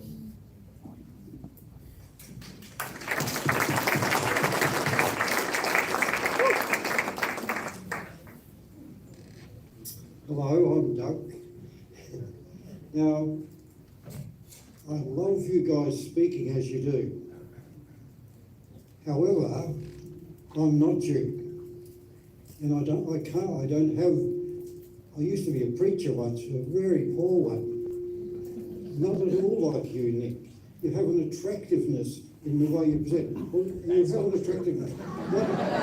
All of you are great guys and attractive. But me, this is my question, because it's for most of us here, how many of us will be up where you are, fighting against the powers in Parliament, in politics, in the church? How many are going to win anybody by preaching at them? We have to do, I believe, I'm seeking, how do we help people wake up? And it's not by compromising our beliefs, it's by loving the people we're talking to and listening to them. It's a different methodology. And I'd like it to sort of encourage us to just be friends, lovers of people, so we can do our thing in a much less spectacular, but a really powerful way. Any questions of the question? Give it up for Doug, ladies and gentlemen. Do we agree with this gentleman's statements? I think that we all do. And I feel really, really lucky and blessed that Doug contributed and volunteered for us day and night last year in the election in the seat of Mulgrave. He worked tirelessly against the Premier. So give it up for Doug. He was out day and night, utilising his time, his vehicles, hammering call flutes, dealing with trolls. I mean, you did such a tremendous job, and we were so very grateful to have you. All I can say is I 100% concur with Doug. The three individuals you see on this stage, we can't do anything without the people in general. And the way I see it is, this is a collective effort. I encourage every single person here tonight to introduce yourself to somebody new, get a phone number, get an email address, make an arrangement to meet up for coffee, create a game plan, follow what Ralph is doing on social media, follow Nick, follow me, get on board, make a plan to get involved in the No campaign, get out there, volunteer, because I can tell you the work of which so many are doing is starting to create results. We just need more and more good, decent Victorians who love our state, who love our country, to get on board. And I truly believe that the will of the people will reign supreme in the end, and that in the end, good defeats evil. So, as Doug said, get involved.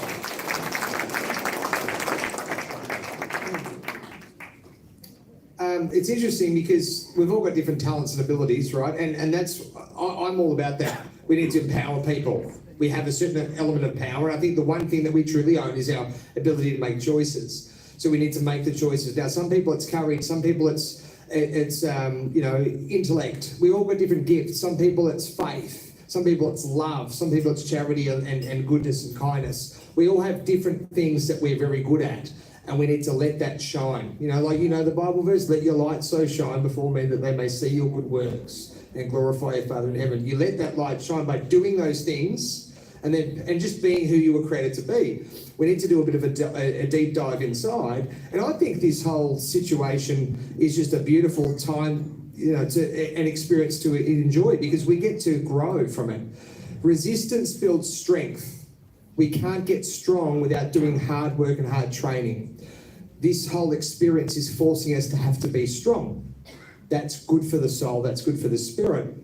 So if you look at it with that lens, it's a very positive thing. And I don't think we need to wake anyone up now. I think that's it, it's done. I think all the people that might have fallen down in the last, let's just say the scam that we just went through, I hope we get that second opportunity for their sakes to man up and do the right thing and have some courage and backbone, because they know they failed. Even if they won't admit it, they consciously or at least subconsciously know that they failed to do what they knew was right, because we've all got that light in us. We all know, hey, that was wrong, what they did was wrong. And if they're not listening to it because the external voices are so loud on the outside, then that's up to them, because they have sovereignty over their choices. They chose it. But let's just hope that more people get another opportunity, another round, to go, you know what, I'm not going to do that. I'm going to do what I know is right. And we just need to get people to make that declaration inside and say, I'm going to do what I know is right, and that will lead them to whatever it is their gifts and abilities are. Because we all have different gifts and abilities. We're not all the same, and we all have some power. We just have to focus that power through our decision making at whatever it is that we feel inspired to do it. We all have a different heart for different things.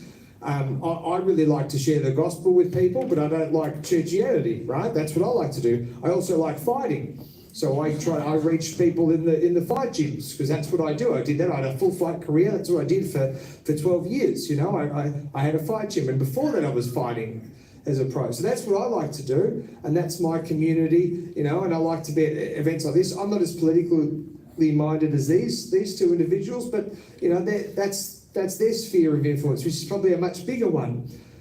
But we've got to be who we're meant to be and not try to be someone else. And I tell you what, guys, just get rid of the fear. Don't fear anything. Nothing. Fear's a liar.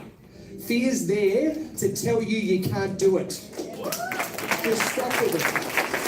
Be strong. Let's be empowered. Let's go, no, I can. God put me on this earth with a will to do what's right, with a conscience, and if I just follow that through and endure to the end, I'm going to be all right. So you've got to believe it. You've got to have some faith. They want you to not have any faith, and they want to remove all of that goodness out of you. And you know how we know that that's what they want to do? Just look at the education system.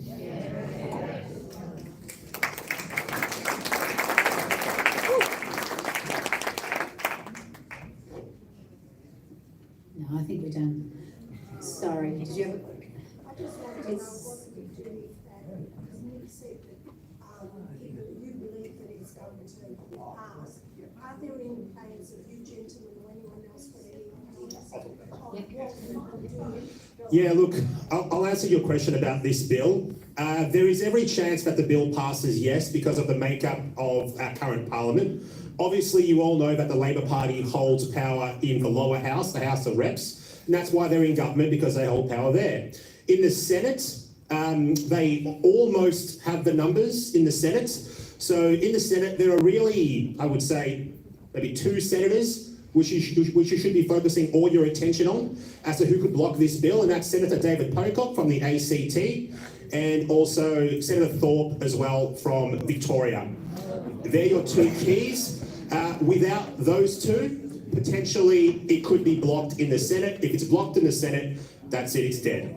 So those are the 2 keys for us here. We know that the party of the Greens almost always votes with the government. It's basically a guarantee that they will.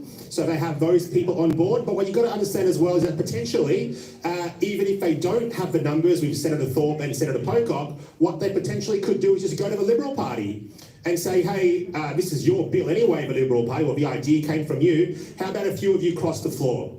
That could potentially happen as well. So this really goes back to us being more active during the election time and absolutely making sure that we get the right people elected. So whatever you did at the last election, next election do 10 times more, except for this man over here who did a lot. Alessio, this fellow here, do 10 times more than what you did last time, and get two or three friends to come along as well. Because as it stands today, the Parliament is a very hostile place for guys like me. I have a few good contacts and good friends in there, but overwhelmingly the people that are in charge today, that are in Parliament, that are making these decisions, are not the friend of the Australian people. They are more friendly to the globalists than what they are to us here in our own nation. And it's sad, it's a shame, but and ultimately laws like this will keep getting introduced because the same people keep on winning elections. There's no drive for these people to change what they're doing now because they keep getting back in. The only way they change their tune is if they stop getting elected. Then all of a sudden you'll find everything's different. So elections have consequences, and this is one of those consequences right now. Cheers.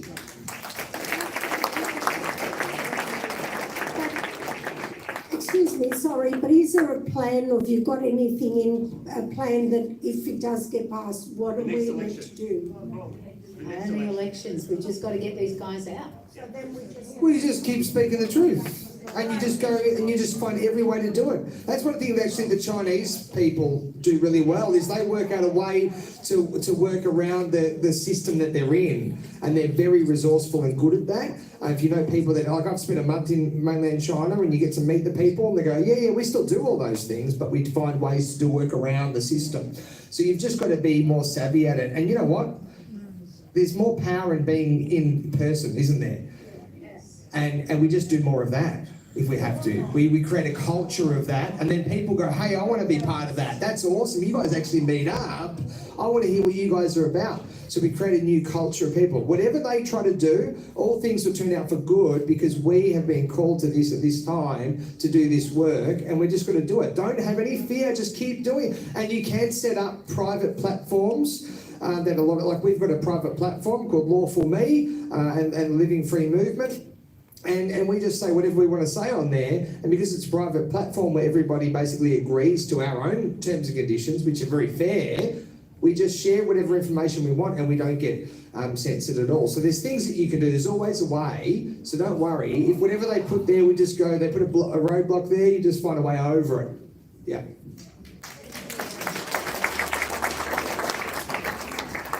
Okay, well, I'm just here to say thank you to these three guys. And the order in which I asked them to speak is very significant, actually, because we've got Morgan, M, R for Ralph, N for Nick, and the anonymous speaker will be later. And it stands for mRNA, which, mRNA, it has gained a horrid reputation lately, as evil people have turned it into a bioweapon. However, please let me explain why I did it. So Morgan, Ralph, Nick and Anonymous, mRNA, stands for messenger ribonucleic acid. Here's the biology in me, all right? And it is in every cell of living things. It translates and transfers critical information from chromosomes, which we all have, to all the parts of the cell to allow it to function. So any misinformation can be fatal. This is a perfect parallel to how we need honest information in the dangerous times that we are in. So the government is threatening to deny us this and heavily sanction anyone who tries to tell the truth, or goes against their narrative. So we are truly appreciative of these wonderful truth speakers who have enlightened and empowered us all tonight. Thank you and God bless you. Thank you guys. Thank you very much. We're stepping into the second part, which is about the voice. Okay, now I have Les up here. He's from a movement called Solidarity. These people know all about the persecution that lies ahead of us in what we can see is coming and what they can see. So Les wants to speak to you for 2 minutes. Then we're going to have a 15-minute toilet break. right? Stretch your legs, have a chat. Please don't eat supper at that time. We'll allow Leonie to talk about the voice and then we will have supper, okay? So here's Les from Solidarity. Hello everyone. Yes, my name is Les Oleszek. Some people know me as Leszko z Cieszyna. Yes, I am one of the Solidarity boys, and my second name is Fia. I eat it for the breakfast, you know, no problems there. Okay, today I'm not going to talk about communism. Obviously, I lived there for 20 years plus, and I'm not going to talk about any of this nonsense, but I had a message today from Auntie Colleen. I don't know how many of you know her. She's one of the elders from here, from Victoria, and she's on the way to Uluru. You probably know that there is going to be big gathering of most of the elders. They try to bring as many as possible elders there from all around the country. So we are going to post in a minute or during the break some poster, so you'll see the same information which I'm going to read, okay? I will try anyway. Okay,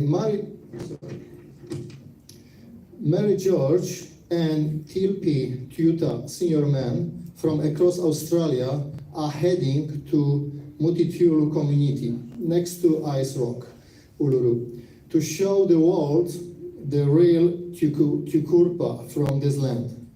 They will be painting a canvas together which will assert their position as law holders and protectors of our great land and dismiss the statements from the heart. These elders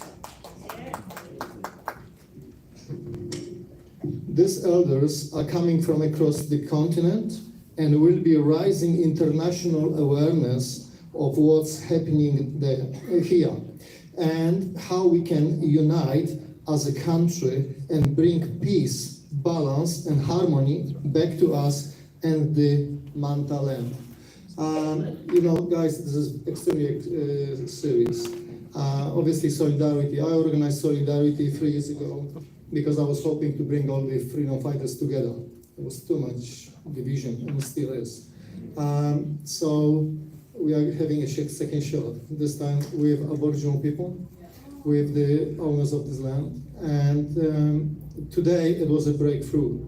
Auntie said that for the first time they decide, or they all agree with the Mary George, who is the senior man, he is the lawman of the country, that forget about division, forget about separation, forget about discrimination, everyone is the same. There is no difference between any races.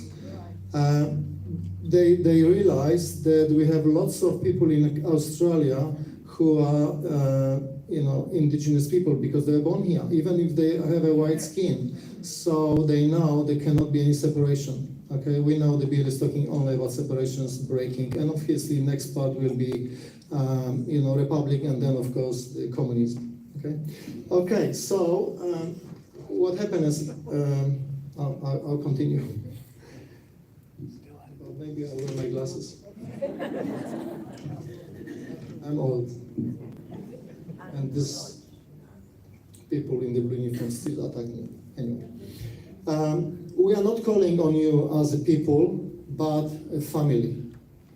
As we are all one, all indigenous peoples and all Australians, to please donate to help pay for expenses for our culture holders' gems, to attend and be present. The gathering is already starting. The people are already going there. I know that the Mary George is arrived in Alice Springs today, or Uluru today. Auntie Colleen is coming down from Darwin. She will be there in a few days. And yeah, they're basically asking for help. Solidarity already organized some funds. We already sent yesterday $500, today will be around $500. But there are a few options, obviously. You will have on the screen. You will have you know, the account where you can send money if you can afford. or you can basically give some spare money into me, into the box in front there. I've got a little box, tissue paper, tissue box. So all the money will be transferred directly to the people on the ground. As usual, solidarity, everything is 100% transparent.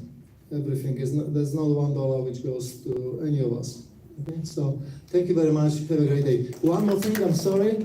I would like to say thank you to all the Polish community for letting us to use this beautiful house.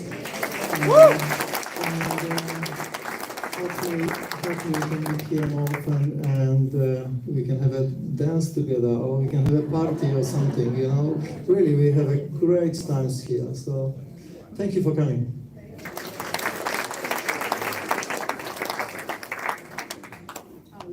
Okay, it's 8:45. Let's have a 15-minute toilet and stretch break, and then we'll hear from Leonie about the no vote. So please come back.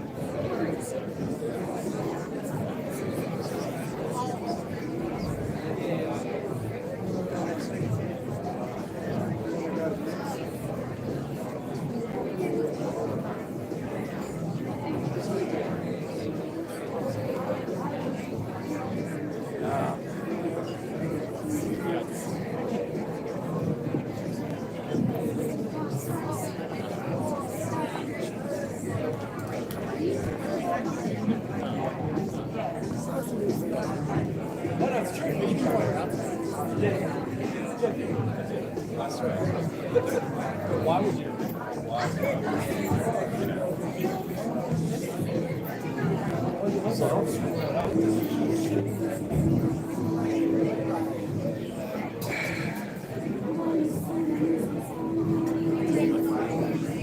No, that's all right, thanks.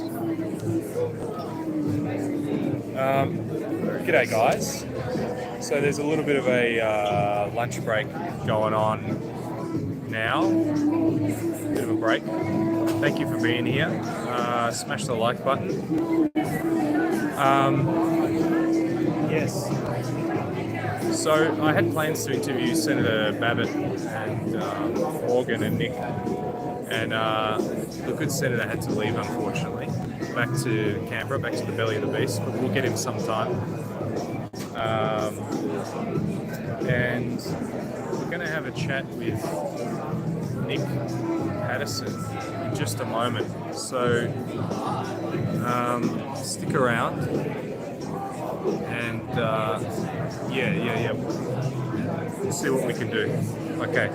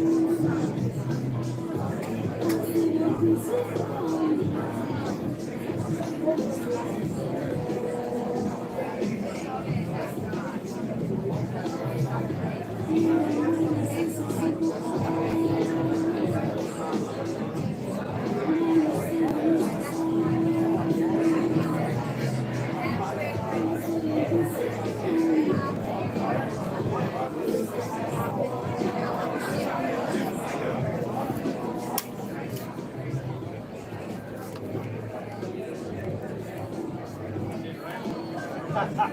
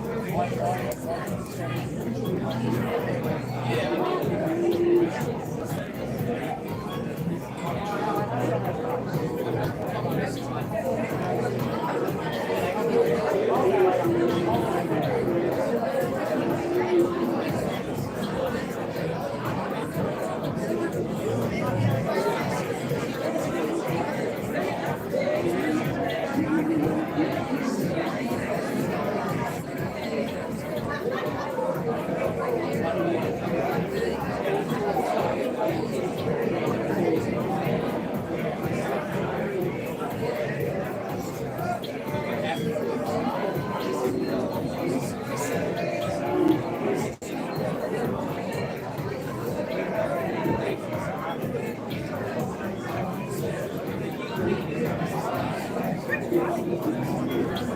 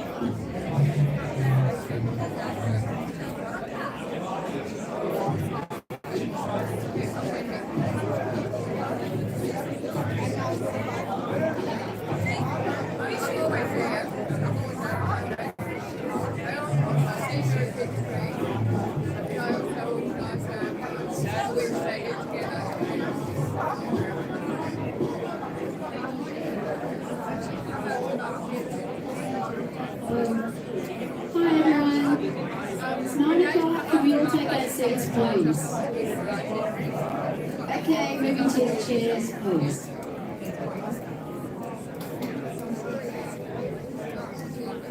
Hello, let's go.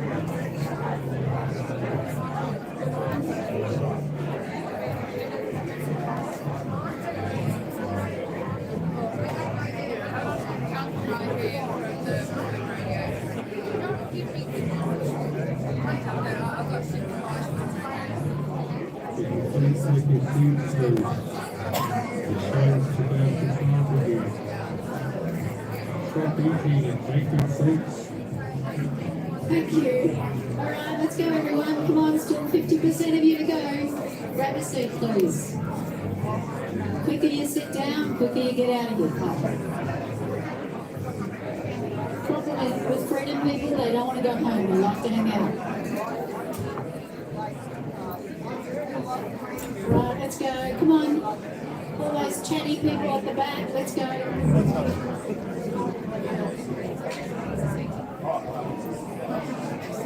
Rightio, let's go, come on. Break time is over! Come on, sit down, please. Let's go. Let's go, let's go. I'll start singing a song and then you'll definitely want to go. Oh, no.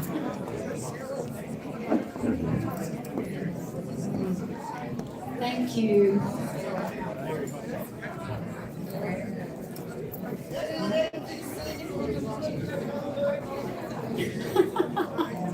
Grab your seat while you can. Okay. Oh, here we go. Now, we're going to start the next part of our talk. And it's going to be Leonie Blackwell, our lovely naturopath lady who's here.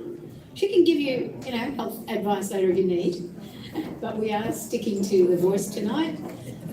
We're going to be talking about how terrible it is. Up on the screen currently is the thing from Les, right? So if you'd like to take a screenshot of that, a big photo, is the details there, how to donate?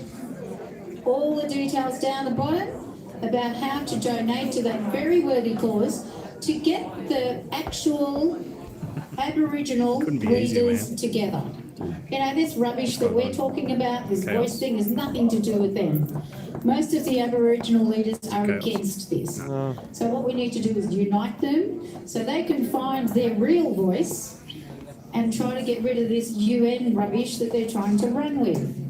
If we can get them to, because most of them, like I said, they're happy to vote no. And we're going to hear from Leonie why they are on our side. They do not want this. Thanks.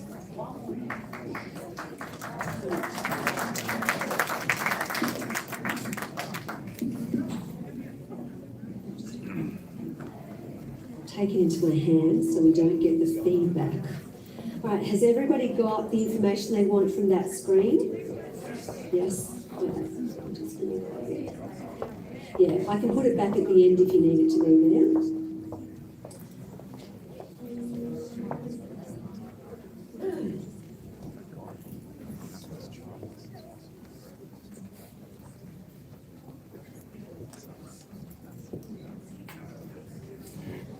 Okay, I was given the task to introduce myself, although luckily you did get a little bit of a blurb of what I've done before. And one of the things that I thought about was that to explain why am I standing here, why did the ABC ring me last week and inform me that I was actually identified as the key No Campaign representative for Gippsland, is basically because the Kurnai Nation, which is the Aboriginal group where I live, out at Narrabeen in Gippsland, actually came to me right at the start and said, we would like to request for you to basically vote no. And I said, that's easy, and we want you to help us make sure everyone else knows why we want people to vote no. So the reason I'm standing here is because I've been asked to basically by our Aboriginal tribe for where I live. So, yeah. Which is all weird, but here I am. And when the ABC rang me, it's like, okay, here I am, I've got the label now. So Voice to Parliament, we all know about it. What I basically wanted to do is literally run through some basically key slides and key issues. And as I've got here, as it says, the Yes campaign can basically be summed up with, it's the right thing to do, the Aboriginal people want it, basically nothing else has worked, so why don't we try something else, because after all there's no risks in the voice and it'll be totally fine, because what harm could come from putting it into the Constitution? So there is, of course, all of those things don't really tell you anything very much. And if any of you have had conversations with people on the yes side, once you scratch the surface, they've got no arguments. They just come back to this kind of rhetoric because that's what they've been told. And when you give them facts, they don't know actually what to do apart from call you a racist. And I've experienced that just the other day, where that was the response when I basically said, well, but what's the reason? Where's your evidence? Where do you get to know the information about what the impact of this is all going to do? So the reality is the Yes campaign is just a bunch of slogans. It's very easy to be able to disprove everything that they're saying. As a result of that, I think it's really important that as the No campaign, one, I don't have enough time to necessarily give you all the data, but I'm going to give you all the links to go find it. But we do need to make sure that when we say things, we're coming from facts. Okay, we don't want to do what they do. Because what the Yes campaign does is they say, you're a racist if you disagree with me, which is personalising it. I mean, even the other day I had someone say, oh, do you know anything about Warren Mundine? And I'm like, it's not about the people, it's about the issue. And we need to be above that petty name-calling aspect. And we need to be able to stay focused even when they try to engage us in name-calling or being able to be petty and push it into a low level. We don't want to go there. We really do want to stand the high ground and be able to stay focused on facts. So I think it's really important that we let the Yes campaign fall apart by their own destruction. Okay, so at the moment, if we actually look at what's going on, if polls can be trusted, who knows if we can trust anything these days, I'm not convinced of anything much, but it would appear that the no vote has a much higher vote than the yes vote. There are no actual states in Victoria that are actually going to vote for it, and across the entire state, across the entire nation, there is not a percentage of 50% to get it across the line. So at this stage, the voice to Parliament looks like it should fail. We just need to make sure that's true on October the 14th. In terms of referendums, and you may well know that, there's two components. We must have a majority, which is more than 50% of people voted across the whole country, and then you must have 4 out of 6 states. The territories are added only in terms of the number across Australia, but they're not actually included when we look at the numbers of states, which is really kind of ironical that we're talking about a voice to Parliament for what's going on in Northern Territory, and they don't even get to actually have a major influence in it. So that in itself is pretty interesting. So while we do need really nice, simple and easy, concise statements, we need to also make sure they're backed up with facts. At the moment, in terms of Aboriginal representation, there's already 11 Aboriginal people in Parliament at the federal level, and the reality is they didn't need a voice to get there. Even having read this, they're saying like there's all these Aboriginal people who are getting degrees and becoming lawyers and they're in every occupation. None of them needed the voice. What we need to realise is that the Yes campaign is basically saying Aboriginal people are disadvantaged. All Aboriginal people are disadvantaged, and all Aboriginal people have no options and no anything. We've completely marginalised them, and they've got no hope unless we do this. But that's not true. There are thousands of Aboriginal people participating in life, going to uni, going to school, getting jobs and working. So it's actually keeping them trapped and keeping them victimised by actually saying that you need this thing to get you out of your situation, because it doesn't actually give credit to all the things they've already been doing. I mean, they've done so much already. But on top of that, when we look at Aboriginal representation, as of June 2022, there was 3,521 Aboriginal and Torres Strait Islander corporations registered, right? And there was actually, from here, 243 native title body corporates. And I'm going to give you some definitions in a moment of what their jobs are to do. And if it doesn't sound like The Voice, I don't know. So, on top of that, we also have the National Australia, I did it backwards, look at that, Australia, National Indigenous Australians Agency, yeah, okay. Their role, what they actually say on their website is to do this. It works in genuine partnership to enable the self-determination and aspirations of First Nations communities. We lead and influence change across government to ensure Aboriginal and Torres Strait Islander peoples have a say in the decisions that affect them. Why are we voting for The Voice? Right, so they've already got it. Now, the bigger question is, what actually goes on with the NIAA? So if anybody had actually been at the Voice to Parliament community forum that we held in Gippsland and listened to Cheryl Drayton, who's one of our elders there, she basically said that agency doesn't turn up. They ring them and they ask them to come and meet with the Aboriginal people on the ground in the Kurnai, like in the Gippsland area, to find out what they need, and they don't turn up. Now, on top of that, the people, so the 1,400 people that work for that agency are Aboriginal people. So this idea is why Jacinta Price is saying we need to investigate where all this money is going, because the reality is the Aboriginal agencies that exist are not actually representing and being a voice for the Aboriginal people anyway. So the system's already flawed right from the start. Now, I understand the Yes campaign will say that's a reason for it to be enshrined to Parliament to make it happen, but that's not the answer. The other thing, and I won't read every single point, because if you read the list there, the actual corporations that are actually already legally in existence, the 3,500 odd, their entire thing is to support education and housing needs. Okay, aren't we being told that's what The Voice is going to tell the government about? Okay, they're going to secure land, they're going to get better recognition for the Aboriginal and Torres Strait Islander people, providing legal assistance, all of this stuff already exists, and it hasn't worked. It hasn't changed the lives of the majority of people because the money gets stuck in the bureaucracy. The Voice is going to be a bureaucracy. Yes, that's about it. So one of the things that our own local Aboriginal people in Gippsland basically refer to all the time is closing the gap.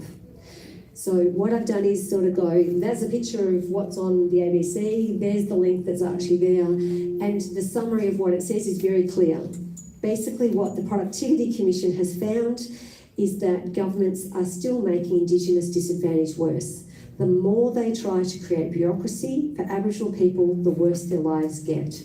Our own Aboriginal people from Gippsland say, get out of our lives, let us take care of things ourselves, because then we will actually do that. And Cheryl actually did make the statement that the reality is for Aboriginal people, the way that their culture is and the way that they actually, if you like, run their lives and their tribes, is they're very family orientated.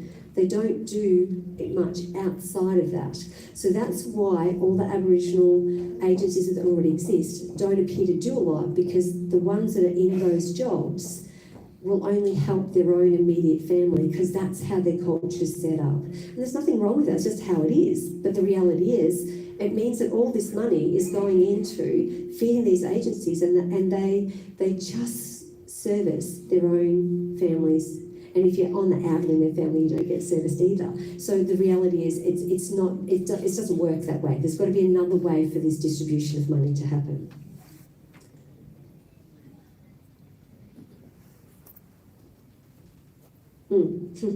Well, We've heard all so far tonight plenty about these examples. So the idea of putting the voice into the Constitution is that somehow then the government's going to have to listen. Did they listen to us? I mean, I love it. Albanese comes out and he says, the best way for us to get good policies and implement things is listen to the people. Never done it yet. Haven't seen, really haven't seen governments listen. So there's just nothing about what they're arguing that makes any sense that we could trust them in the slightest, because they don't listen and they haven't been able to move forward. Now, the other part is it goes into the Constitution, which is that there will be a voice to Parliament. But the actual legislation, so as we found with COVID, the Constitution actually is, if you like, the guiding principles of our country. For those guiding principles to be implemented into our lives, they have to create an act of Parliament. So if we take the referendum, for example, the Machineries Act is the act that defines what goes on for how to implement and run the referendums, right? So when we all believed that you were not allowed to actually restrict us from moving from one state to the next, but when it went to the High Court, they basically said, well, there's not actually really legislation to back that up. You have to have legislation. The legislation is going to be written by Parliament, by all these fabulous politicians that supposedly are going to care and listen and consulting with Aboriginal people. So what that legislation ends up looking like, who knows? And we do kind of know because the Prime Minister, Mr Albanese, has actually made reference to the fact that it will only be about housing and education. It will be about the things that they want them to talk to them, and anything he doesn't want to listen to, he's not going to listen to. So again, it's just another piece of legislation that may not create anything that's of any use to, if anything, if the voice could be useful, but any use at all to the actual people on the ground.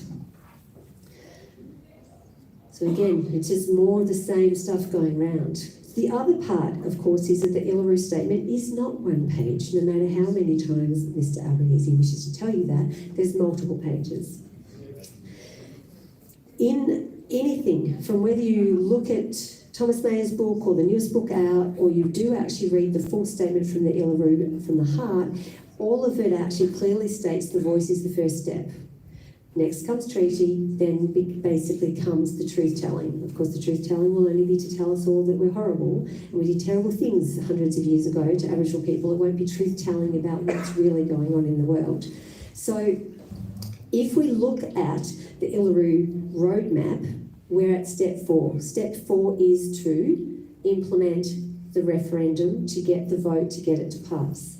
When we want to look at step 5 and 6, it starts to get a little bit scary, because as much as everyone on the Yes campaign is telling you that no one knows what happens next, the reality is that they absolutely have spelt it out. So I'm going to look here and make sure I aim it in the right direction with my little red light. If we actually look in here, it clearly states that the Uluru Roadmap says in step 5 how many people will be on the Voice to Parliament. So they do know how they're going to actually select the people and how many people will be selected. I understand they don't have to follow this through, but they've actually defined it.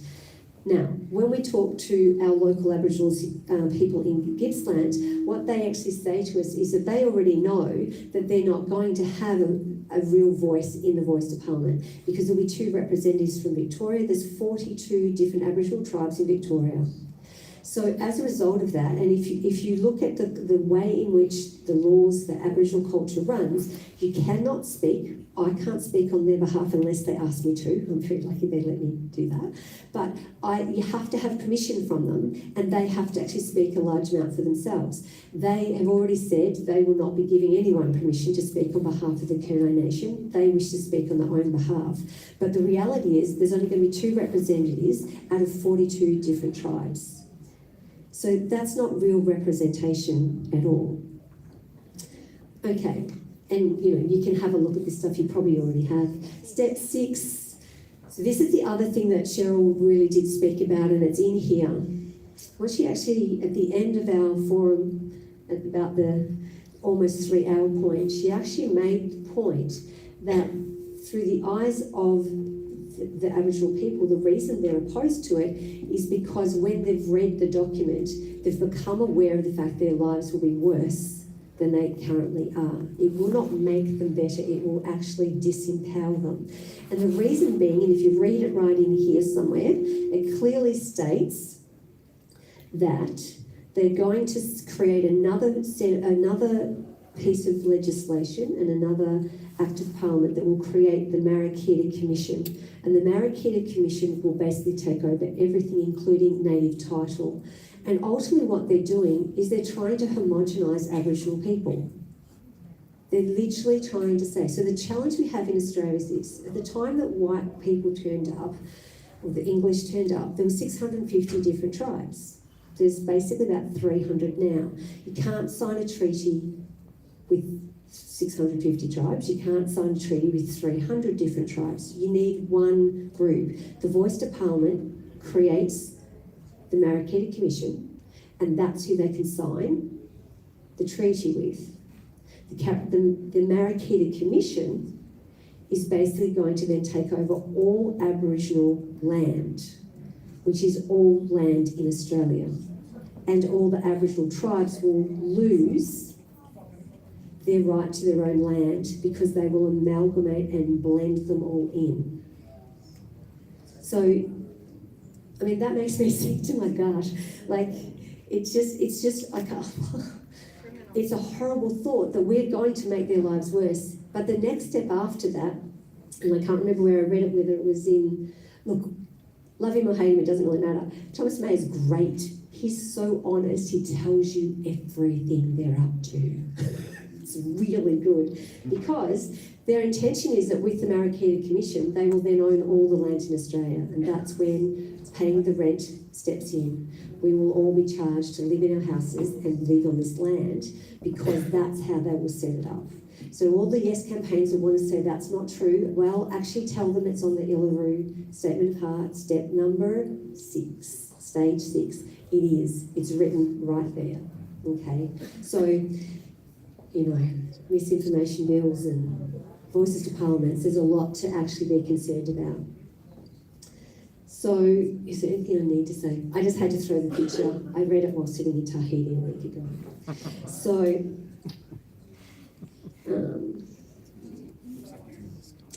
So one of the big arguments that basically Kerry O'Brien and Thomas Mayo is saying in this book is that the reason that the Voice to Parliament is needed is because Aboriginal people haven't, hang on, let me see what I wrote there.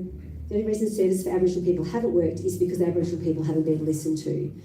That is just an absolute not truth. Like, there's nothing true about that at all. Because like I just started at the beginning of this, there's all these Aboriginal agencies and there's millions and billions of dollars that have been spent over an extended period of time. And when you go back to it, in the 1970s, when Gough Whitlam came in 1972, basically the establishment of the Department of Aboriginal Affairs was under the idea of self-determination. Self-determination has been since the 1970s. They're not any more self-determined than they were back in the 1970s or before that. So the reality is, it's not true that the reason it hasn't worked is because the Aboriginal people haven't been listened to or voiced, because all of the Aboriginal agencies are run by Aboriginal people to listen to their own people, and they don't. It's as simple as that. So Jacinta Price has actually called for a Royal Commission. I'm sure many of you probably saw her very her post that she put up saying that it got turned down, and the same senator that Ralph was talking about, Holcock from ACT, his vote was a deciding vote that basically meant the Royal Commission did not go ahead. But what Jacinta wants to do is to basically be able to call for a Royal Commission to investigate why is all this money going into Aboriginal services and not landing with the people who most need it.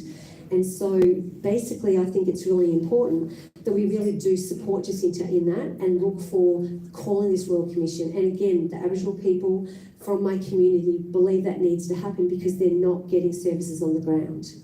They're not being listened to, and the people that should be listening to them are actually the people working for that Australian Indigenous, National Australian, say it backwards all the time, National Indigenous Australian Agency. So,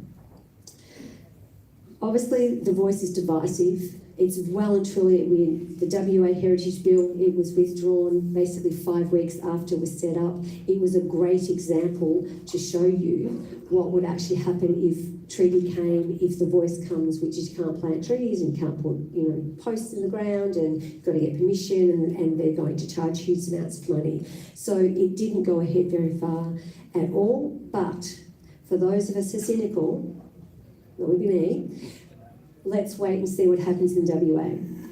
We have no doubt at all, I think it's reasonable, that the WA were probably told to take that heritage bill off the table and rescind it because it actually made the vote for the voice plummet in WA, right?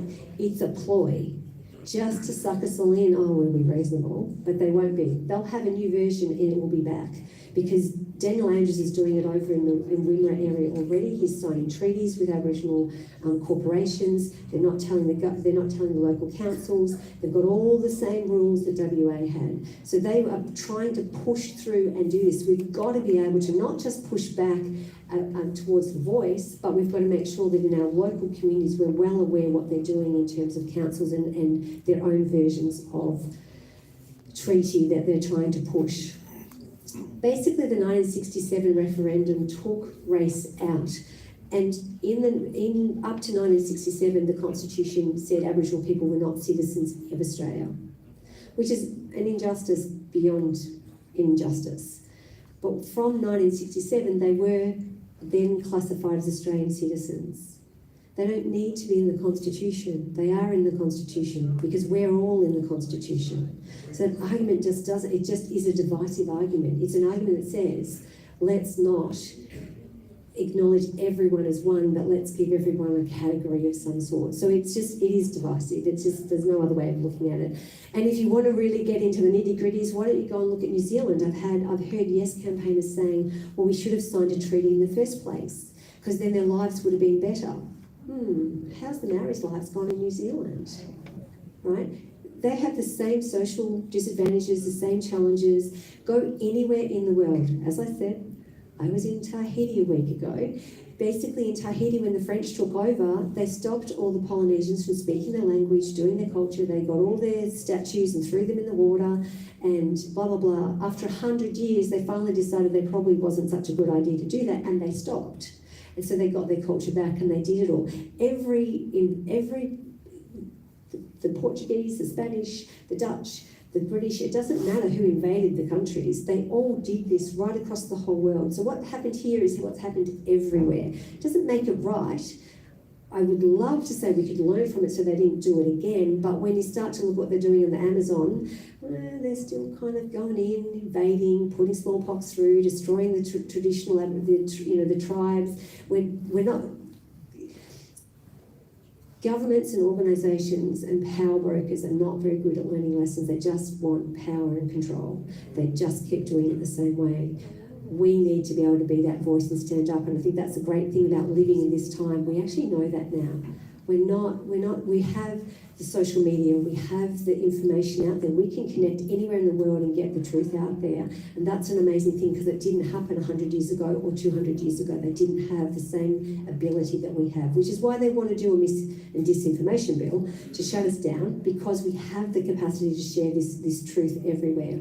So if you check out New Zealand, you check out what's going on in South Africa, that's just an absolute nightmare as well. So there's examples that will show that the ideas they're trying to bring in with the voice has not worked in other countries. Why would we want to implement something that's already failed in other places? So, simple answer is vote no to the voice, call for a royal commission so that we can really see that the funding that is actually provided for Aboriginal services actually end up helping the people the way that they need to do that. So, if anyone is ever interested, I've just put this. So that's my Freedom Party page. We actually live streamed the community forum we did, and lots of people have watched it. So if you scroll to like August the 6th, that's why I put it up there, because I kind of post a lot and have a lot to say. And you can have a look at the recording and hear Cheryl Drayton talk about the Kerno Nation reality and where they're at. So I just thought if you're ever interested in knowing more, that's a great way. One of the great advantages I have to say is that when people kind of want to go, well, why would you vote no? My answer is because the Aboriginal people have asked me to. And the very point of the voice is to listen to Aboriginal people. So all I'm doing is respecting the people and voting no. It's important.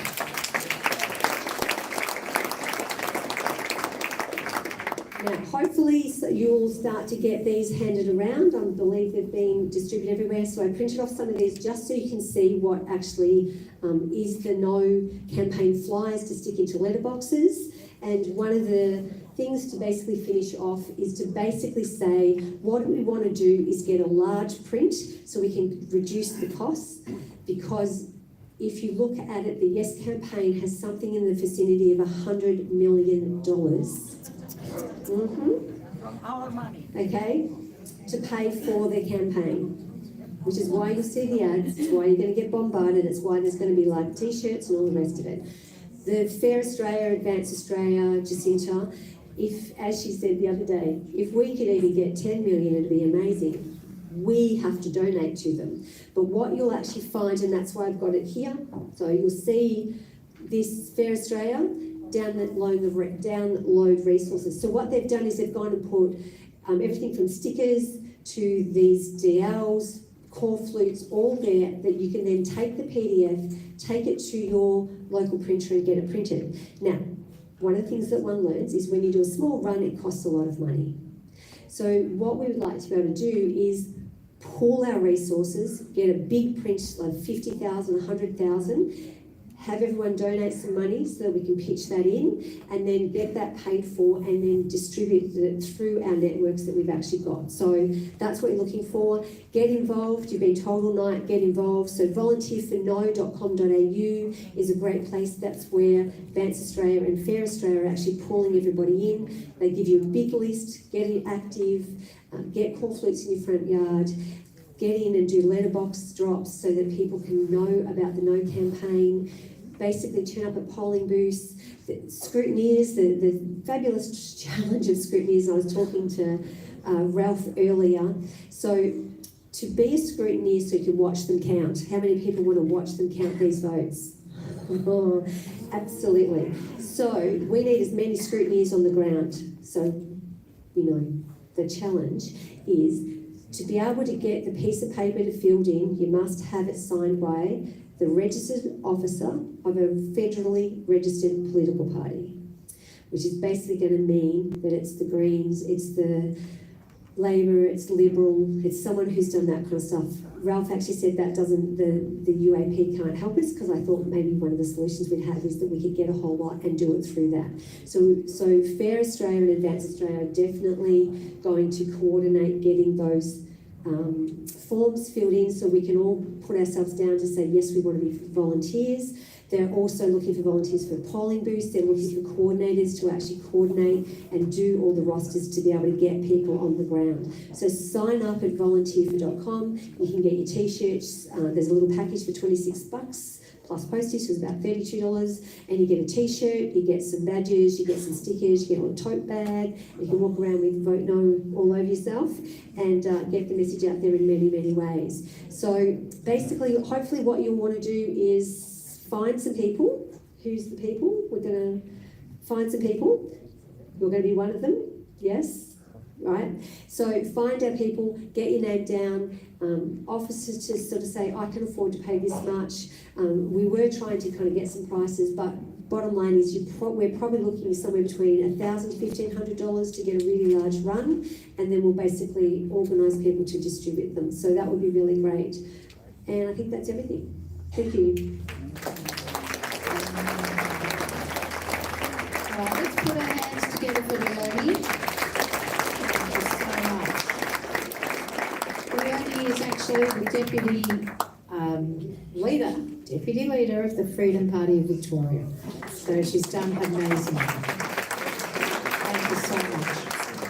Look, guys, 14th of October is not far away.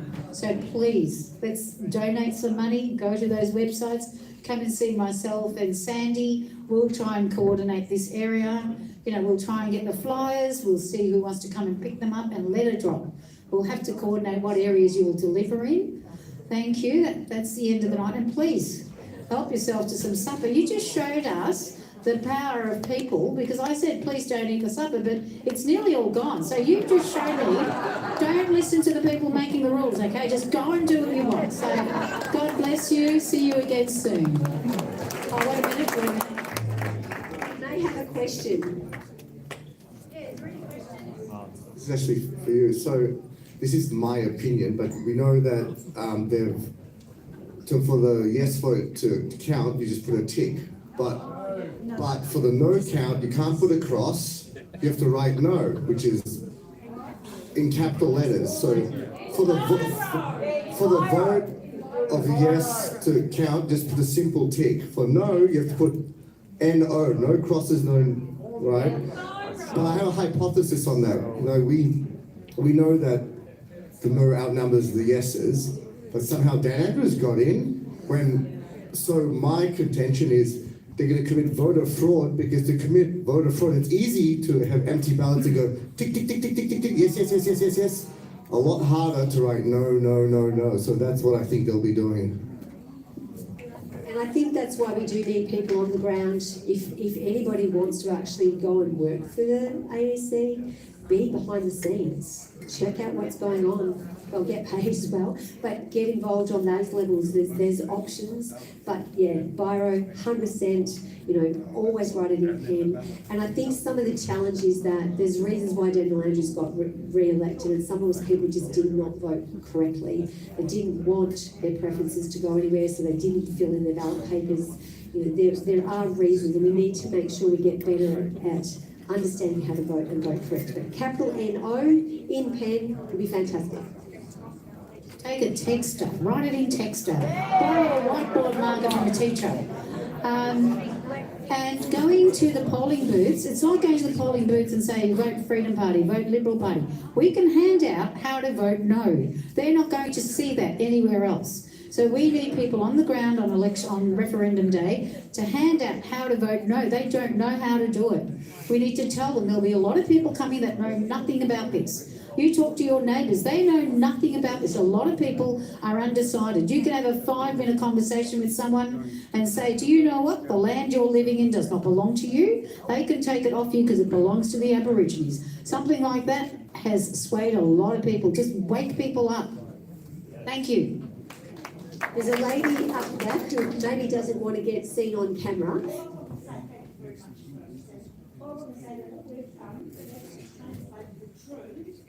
The aim of the voice is to incorporate Indigenous Australians in our corporate constitution, and therefore communists can take over.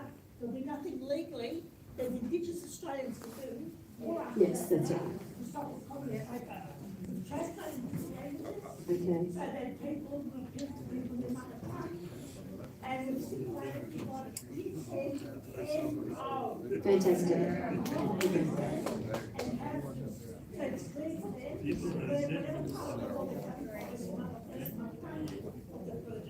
Fantastic. So where do we get those? Okay. So anyone wants those? Head to this lady.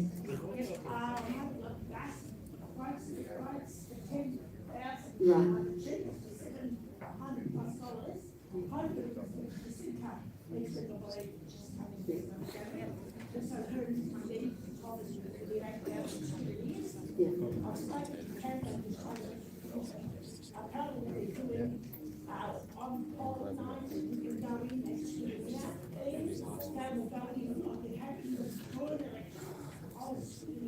I found out by fluke 2 days later, as I was coming out of work, by the metro officer, that they were sent back on the Monday to do the recap. That's what that image was. Now, I've got a question, this is the Australian Commission. I said, I'd like to attend. She said, oh, we're going to have another day where we're going to go in the boxes. I said, what's inside the boxes? And she would not elaborate. She said, oh, I can't tell you that, and we're not going to have 2 years. Well, since we're the government, because we pay our taxes for these people to work for us, not for the Rothschilds and the deep state out of America, right? Therefore, we have to have the scrutinies there to make sure that we can actually see what's going on here. We're not a communist country yet, and we're going to stop it from becoming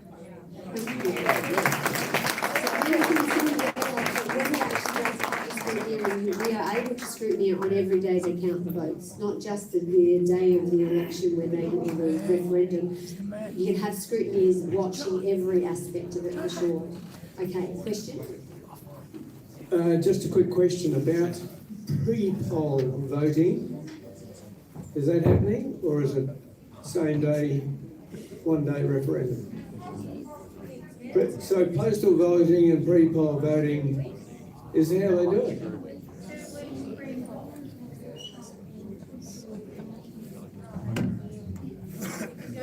The polling booths, you mean? Yes. Oh, I took it down. But the volunteer for no, and the Fair Australia, you can actually select where your polling booths are and where you want to volunteer. That's all possible. But yes, so there is pre-poll as well. So it runs for 2 weeks. So getting out, being able to get some time so you can do some handing out the no things, how to vote. No is really valuable as well. Everything, whatever. There's something else you said, but yes, all that. So it's literally like running a normal election. So however many polling booths that you had in an election time, it will be exactly the same. So there's a lot of work to go ahead. So on the ground, let's do it. All right, done. Go eat and drink.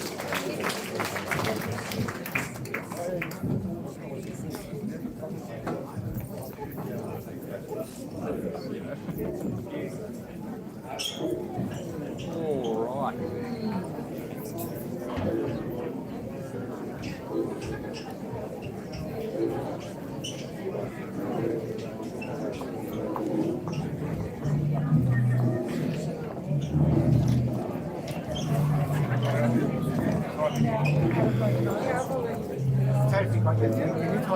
Yeah, by all means.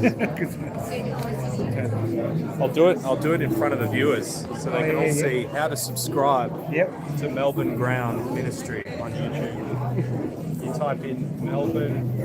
Is this YouTube? Yep. Just type in Melbourne Ground, and you see Melbourne Ground Ministry comes up. It's a gear falcon. It's a bird. See that red writing? Boom. Thanks. Thank you very much. Thank you. All right, we'll see you on the flip side. Yeah, for sure. Well, how's the angle? Yeah. Thank you for watching, everyone. It's been a very interesting night, very informative. We've learned a lot about the this bill and the voice to Parliament, which we all know is a pretty dodgy act that they're trying to get through. So just watch this space over the coming days and weeks. We're going to have... we're not really getting political on this channel at all. We still haven't in the past, and we're not going to. But if there's a bit of God talk in there mixed through, then that makes it worth it. So that's what you'll see. So yeah, just watch this space, and I'm going to try and track down Nick Patterson now and have a chat. So stay put. Very nice.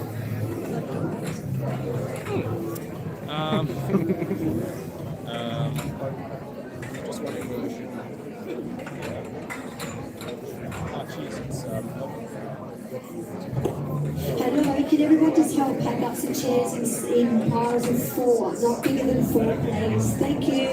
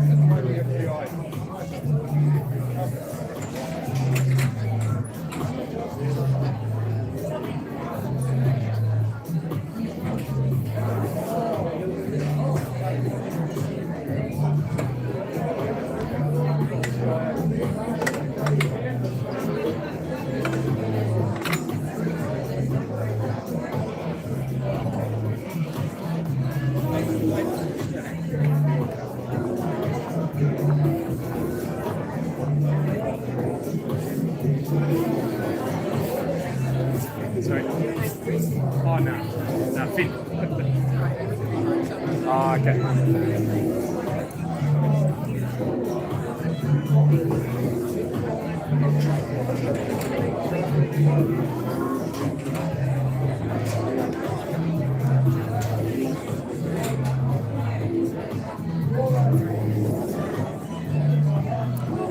Thanks, guys. Thanks for watching.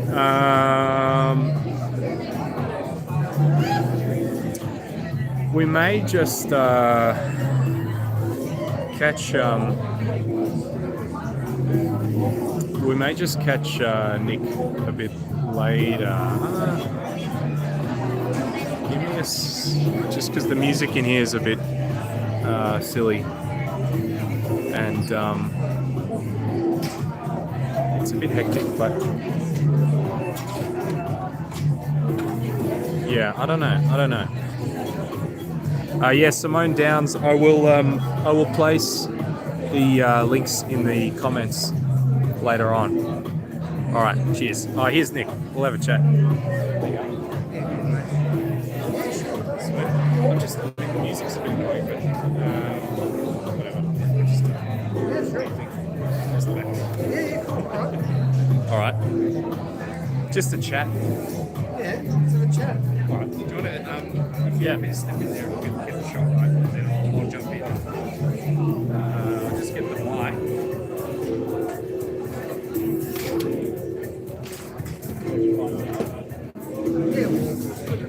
Yeah. It's a very strong Christian spirit of these events. Yeah.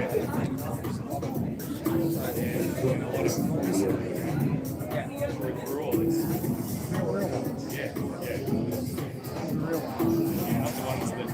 Not the ones that go. Not the ones that kick you out of the church.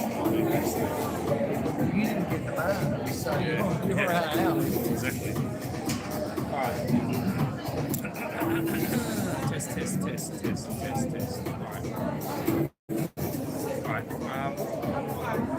Yeah, let me just step back just a little bit.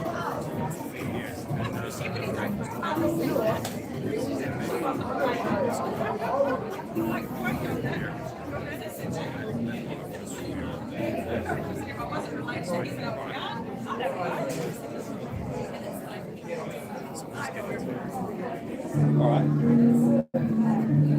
don't like wireless. Yeah, I know, I was going to say, Yeah. You can't buy wireless headphones.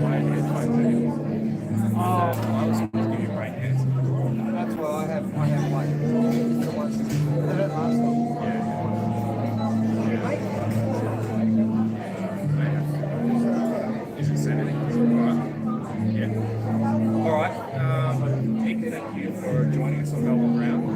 We haven't done an interview probably for about at least 6 months, I think. But everyone watching, really 90% of people watching, I don't know, and are you happy to just tell us who you are?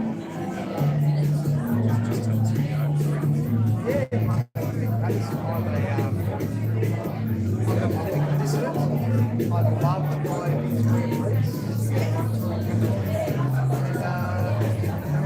by then you can just speak the truth. I've been in jail, I've been bail, I've been it's just because of the one state of speaking the truth. What I know is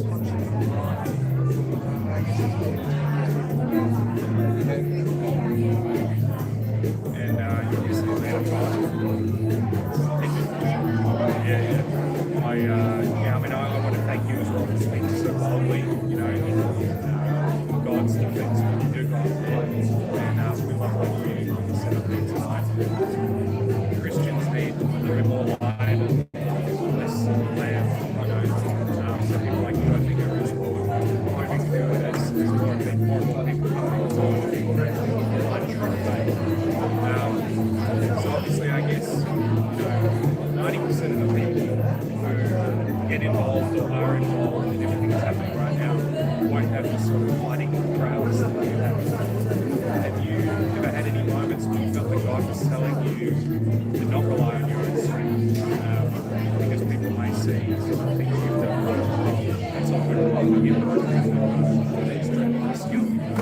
What can I do? Do you have any thoughts about the strength that God gives when we come to some of these things? yeah, I'm a very good believer in divine providence. If you're called to do a work, you know you're called because you have a fruit in your heart. If the heart of a man is not a good thing, we have a lot of evil in our heart. When your heart is turned to God, and you have this driving desire to exercise something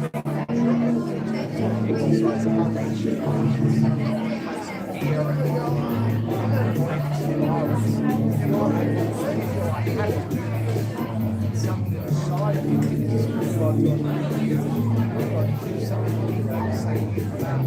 It's just stand up and say you must go out and help and support these people. Whatever it is that's helping you to go out and do something good. Let's say whatever you're called is, be in love,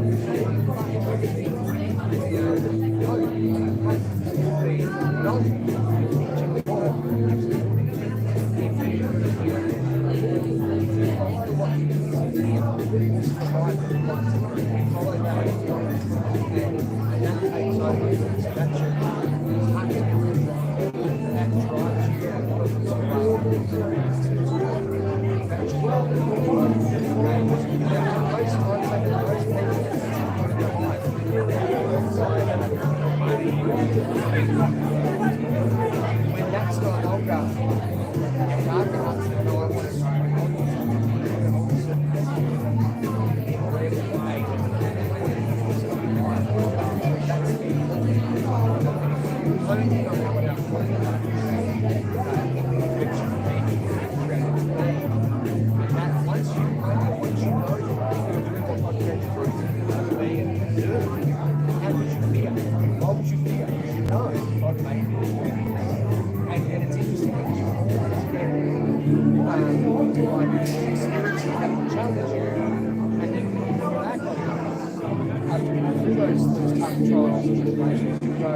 you see all the things that happen in perfect alignment so that you can get through. You go, there's no way that can happen by chance. And then you go,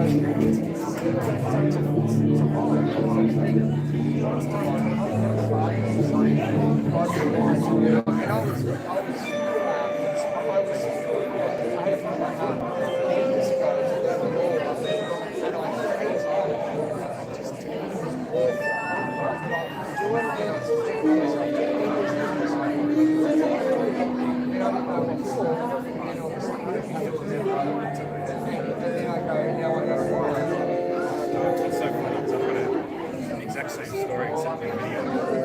Like 3 months months before I started this channel. I tried to start another channel. I did all this research on how to do video or whatever. Then when the moment came, I put some clips up see if any of you guys were relatable on the freeway, and they went viral. And I happened to have the skills to make that grow because God had led me. I didn't even realise. That led to like 2 years of doing the channel. Now here we are.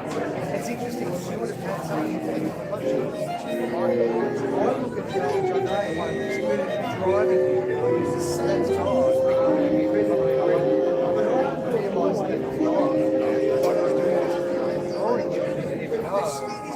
I was going, okay, that's why that's what it's called. The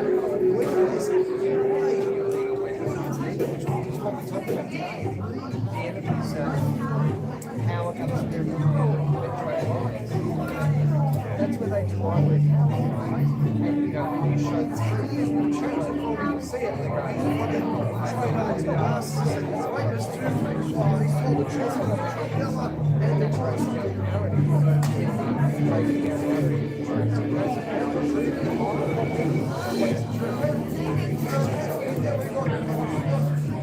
Do you have any words of encouragement for people watching who may see this who did not listen to their voices and feel like it's too late, or feel like they don't have another chance, they don't have another chance with God, why would God forgive me, things like that? Do you have any thoughts on people like that? Yeah, well, those voices that come from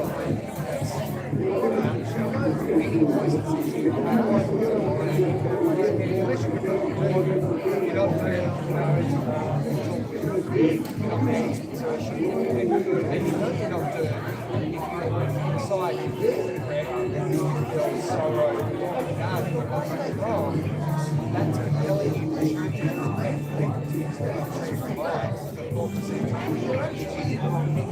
thoughts. Okay, you don't know. Okay, you say this, right? Then goes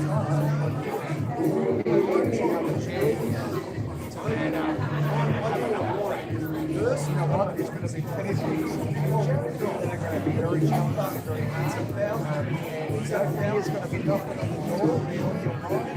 All we've got to do is go, no, but I'm looking in. We've got the Spirit of God don't believe in doubt, don't believe in lies. All the doubt does is goes to the confidence. All the fear does is go to where you're right. And they want you to want to empower, be empowered, make mistakes, that's what it does.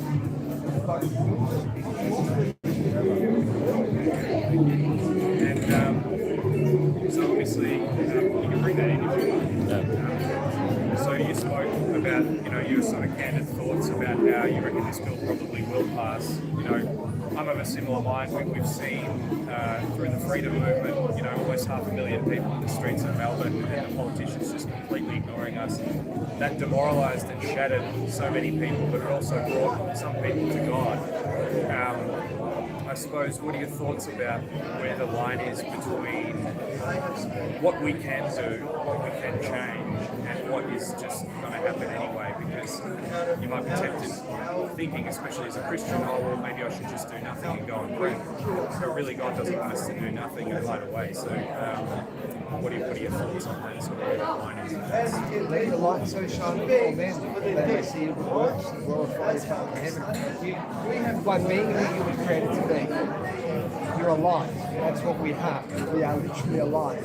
Okay, so if your courage, and that's something that God's given you as a talent, that's the type of light that you emanate, or that you reflect from God, or if it's love, whatever it is, go about doing that. That's what we're meant to do. If we're not doing that, and we're hiding away, we're like the man who hid his talent in the earth and did nothing with it. We're meant to let it shine, because it's not about winning this world. This is Satan is the world, he's the God of this world. Okay? It's about the kingdom of God that's within and planting those seeds in other people's minds. and helping them. So the enemy plants his seeds, the tares, and we've got to plant the good seeds in people's minds. So the seeds are the thoughts. That's what the seed is. The beginning of the thing is the thought. That's the beginning of the thing is the seed. It's what it is. So go about being, let's say it's courage and truth. And you go out there and you be courageous and you stand for truth and you do things and you speak things boldly. What happens is if you suffer for them and people see it, now look, the police bashed that guy and they put him in jail and they did all this stuff, destroyed his business, and they did all these things to that guy. You know what happens? People see it and they go, why would that guy go through all that? Because it shows value. It shows the value of the truth. The truth is it's an abstract idea. It's in the mind of thought. It's in the spiritual realm. It's not something you can tangibly see. You can't see courage in a physical form. You see it in a spiritual way. When someone does something with the idea of what they're doing. And that's why two people can see someone have courage or love, and one can go, oh, that's amazing, it resonates with me. And other people go, that person's an idiot. Right? We just get to be alive, and the people that have eyes to see are going to see it, and it will inspire them. The word inspire means that the spirit in spirit, and we plant that spirit in their minds, they become inspired, they go and do the same thing. And that's where we have a huge advantage, because even if they shut us down on all the social media, we can inspire individually 1, 2, 3 people a day with the truth. Once you're converted to that and that resonates with you, you change inside. And then you become converted to this idea. There's more valuable things inside of us than the external things. Your gold, your silver, your money, your wealth isn't as important as integrity and honour and those valuable things like love. These things are more valuable. So we've just got to be those things. People see it and they're inspired and they become converted and they do the same thing and they become beacons of light. Thank you. I remember people who spoke to me about God 10 years ago and I scoffed at them and I thought they were fools, you know. And now I look back and I see all the seeds that were planted with me. I didn't deserve half of the patience that I got from other people, and I try to remember that when I'm, you know, talking with others as well. So. Anyway, it's your time now, and now you're coming into this. You're bearing the fruit now. Different fruit, different trees, different seasons, different fruits. You know, when it's our time. Like I had a time, a season just passed. I'm going through, and I'm still in that season. In that, you know, that we're fighting the fight and we're reaching people with the gospel.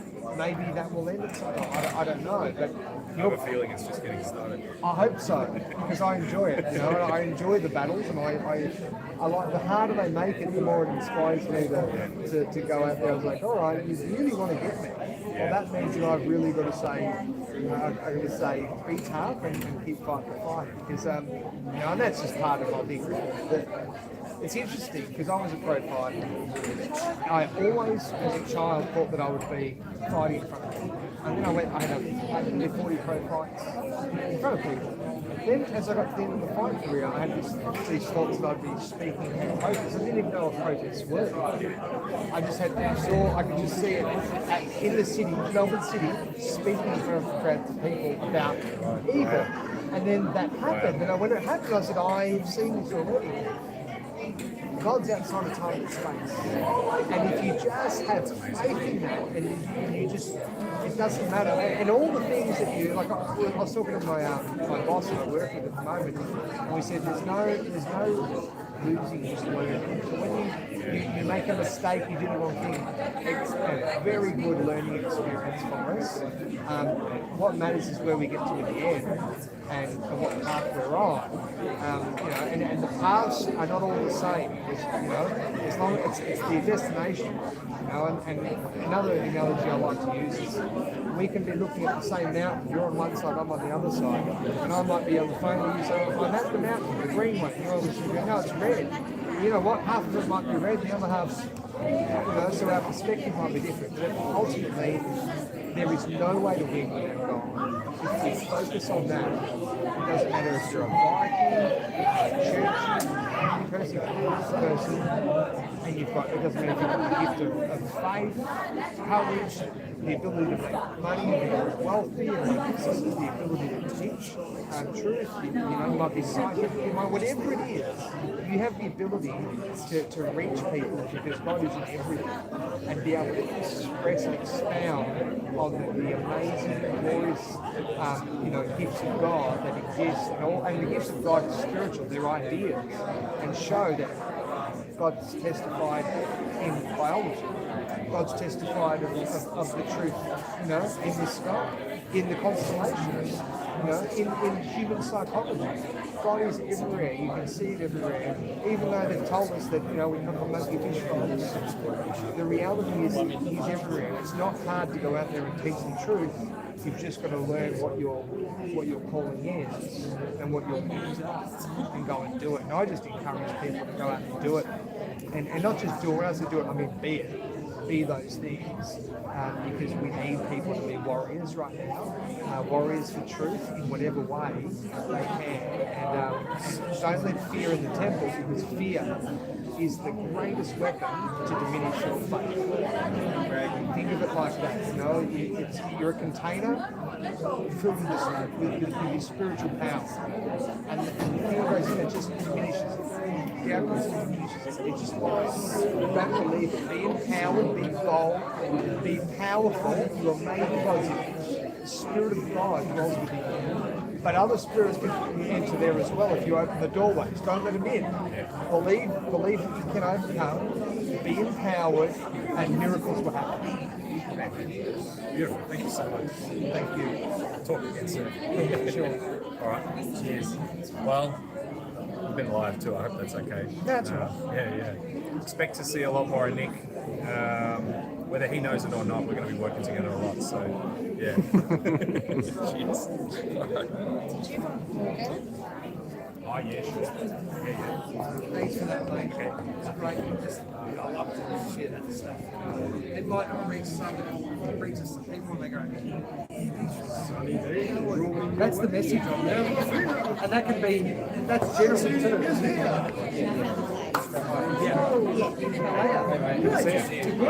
Have you got a minute? Yeah, mate. Yeah, sure, man. Where do you want me? Let's walk up in there. Hey, mate, how are you? Man. Yeah, well, how are you? Good, thanks for doing what you're doing, man. So, Helping out, man. Like, you guys are the ones that they're targeting through this bill, and so your resolution is going to have to be really strong through this. Yeah, cool. So far, God has protected my channel, but we'll see how long that lasts. I'm just going to come in even closer. Plan for it to last much longer, but let's see, I'll keep going. Keep going, build a website, build it. Yeah, no, it's fine. Alright, we'll just make sure the focus is right. Does that look alright, Mitch? I'll put the warm up if we can. Yep. Not as rusty as me. Alright, Morgan, good to see you. Good to see you. Thank you for everything you do. Yeah, obviously most of the viewers will know who you are, but it's been a crazy few years, and you've been at the centre of 99% of it. So for anyone who may not know who you are, or who might want a refresher, who are you and what do you do, and what have you done? Sure thing. My name's Morgan Jonas. I'm the leader of the Freedom Party Victoria. A former host of MCJ Report, 200 episodes. Wound up the show now. Protested against every lockdown here in Melbourne. The typical stuff. Arrested a bunch of times, had my door kicked in by police for standing up or just what regular people should be able to do. and very fortunate enough to have developed a following along the way. And here I am now running a political party and to push back in my elite capacity. And how do you feel that everything went with the election in terms of voter turnout, political action, organisation, scrutineering, volunteers, all that kind of stuff, compared to some of the numbers we saw at the biggest protests? How do you feel things went? What big was fear in the aftermath of that? Yeah, well, disappointed on the voter turnout for sure. We saw numbers very low, numbers that we never want to see in terms of people showing up to the polling booth. And I do think that certain characters in the freedom movement are to blame for this. So some people may get a bit upset with me for saying this. Speak freely on this channel. All right, well, some people may get upset by this, but there's certain people in the freedom movement that have been encouraging the general public not to vote, and that is absolutely working against everything that we're trying to achieve. That's working against our vision for Australia. I've spoken out against that a lot on the live streams as well, because exactly. I can't stand that defeatism, even when I personally have my views about what our chances are or aren't. Hiding in your room isn't the solution. So, well, that's exactly right. And one person with a good heart who loves this country that does not vote, that is a vote for the enemy. So disappointed by the low voter turnout, not sure the extent to which people weren't voting because they were instructed not to. But overall, very happy with the community engagement. We had around 1,000 volunteers from Freedom Party across the state. 100,000 people voted for us, which I think is just about unheard of for a brand new party. And we had big numbers in the protest, but you know what? There were over 500,000 Victorians that voted for a minor, say, centre-right conservative Freedom and Libertarian Party. So the challenge is not the number of people who's willing to back a smaller party that will stand up for their freedoms. It's harnessing the votes out there, formulating a new coalition for this cohort of the population, and channeling those preferences collectively where they need to be. And should that occur, and that is something that I'm very committed to being a part of building, we can make political change in Victoria and the rest of the country. The numbers are there, it just requires cooperation, and I'm speaking to other good people in the field, and the sense I'm getting is that those who are involved in this space are now really wanting to make this happen. That's awesome. Yeah. So obviously you guys are just charging ahead, not stopping since sort of the election, how that went. What do you think, considering that we've got a number of years to wait before another election? What are our chances of really making a difference in politics? And what other kind of actions do you encourage people to take? Great question. Well, here in Victoria, we've got our council elections next year, and what we've learned is that local government's a very, very important player in government. There are many crucial decisions to how we live that are made at a local level. So we'll be running candidates all across the state for local government, and anybody listening at home, feel free to get in touch with my page, and we'll run information sessions, and that will be the next step. And then it's really just a matter of solidifying the movement, building lots of unity with all people who are like-minded, and moving forward as a unified force. And where do you think, where did we go wrong as the freedom movement, whatever that is, in terms of translating, protest turnout and protest action into political action or activism in general, or something like that? How do you think we can improve in the coming months, years, in that area? A lot of it is unity and education. So it's important to keep in mind that a lot of people in the freedom movement have never been involved in the political process before. So this whole realm is very foreign to a lot of people.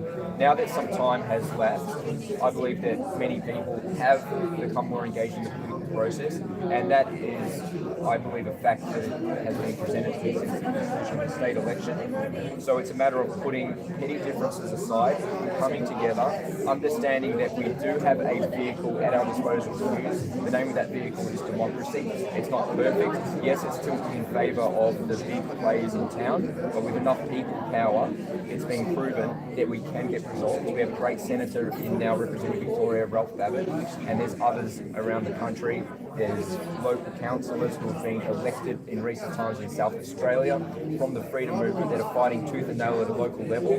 So the proof is out there. It has been done, it can be done, but what we need is more unity, double down, dig our heels in, and to fight 10 times harder and get 10 times the results. But I say we need to fight 100 times harder and get 100 times the results. All right, and to anyone who's feeling defeated or feeling like we haven't got much over, or it's all over and all that kind of stuff, there's plenty of them out there who could be helping, who could be taking action and hitting the streets. Yeah, sure. What would you say to those people just to encourage them? And, Well, I'd say that Rome wasn't built in a day. Anything worth having in life is worth fighting for. And we need to understand that where we're at as a country right now did not happen overnight. It happened over many decades of inept, corrupt, and self-serving governance. So therefore, the solution is not going to occur quickly. It's not a one-week solution. It's not a two-week solution. What we need in terms of people who are willing to fight for our country is a mindset that this will be an ongoing battle for not just the next 1 or 2 years or 5 years or 10 years, for the rest of our lives. Freedom is not free. Freedom constantly needs to be maintained and worked on, because at the end of the day, there are always evil forces trying to take that freedom away from us. So I say embrace the battle, embrace the fight, because when you live a purpose that is greater than your own individual needs, when you live a purpose that is for other people and future generations, a purpose that will exceed your lifetime, that is a tremendous source of value, and it is a place of being in the world that simply money can't buy. So embrace the fight, love every moment of it, because it's all about the journey, not so much the destination. And just remember that Australia is beautiful, we love our country, and Australia is worth fighting for no matter the cost. Thank you. Beautiful. Thank you very much. A little motivational speech for today. Yeah, lovely. Thanks. No, that's all right. That's all right. I thought about it. Yeah. I'm totally open to great questions. No, do that next time. I like pretty good time, so. Yeah. I better run. Thank you.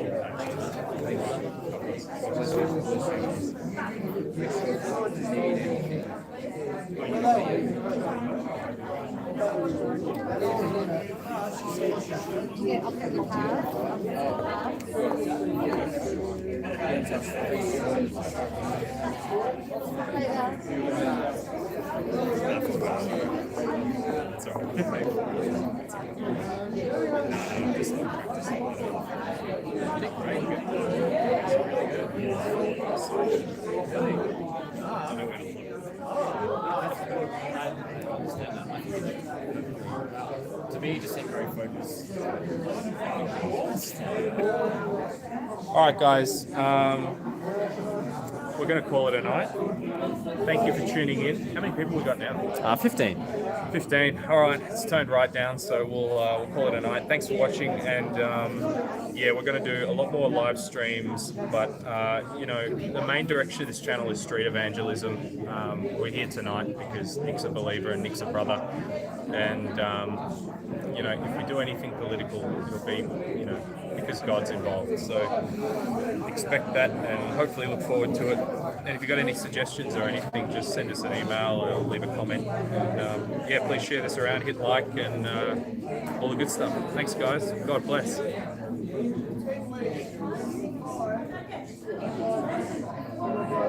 Alright. Yeah, they can really, yeah. Yeah, that's cool. I figured. Alright.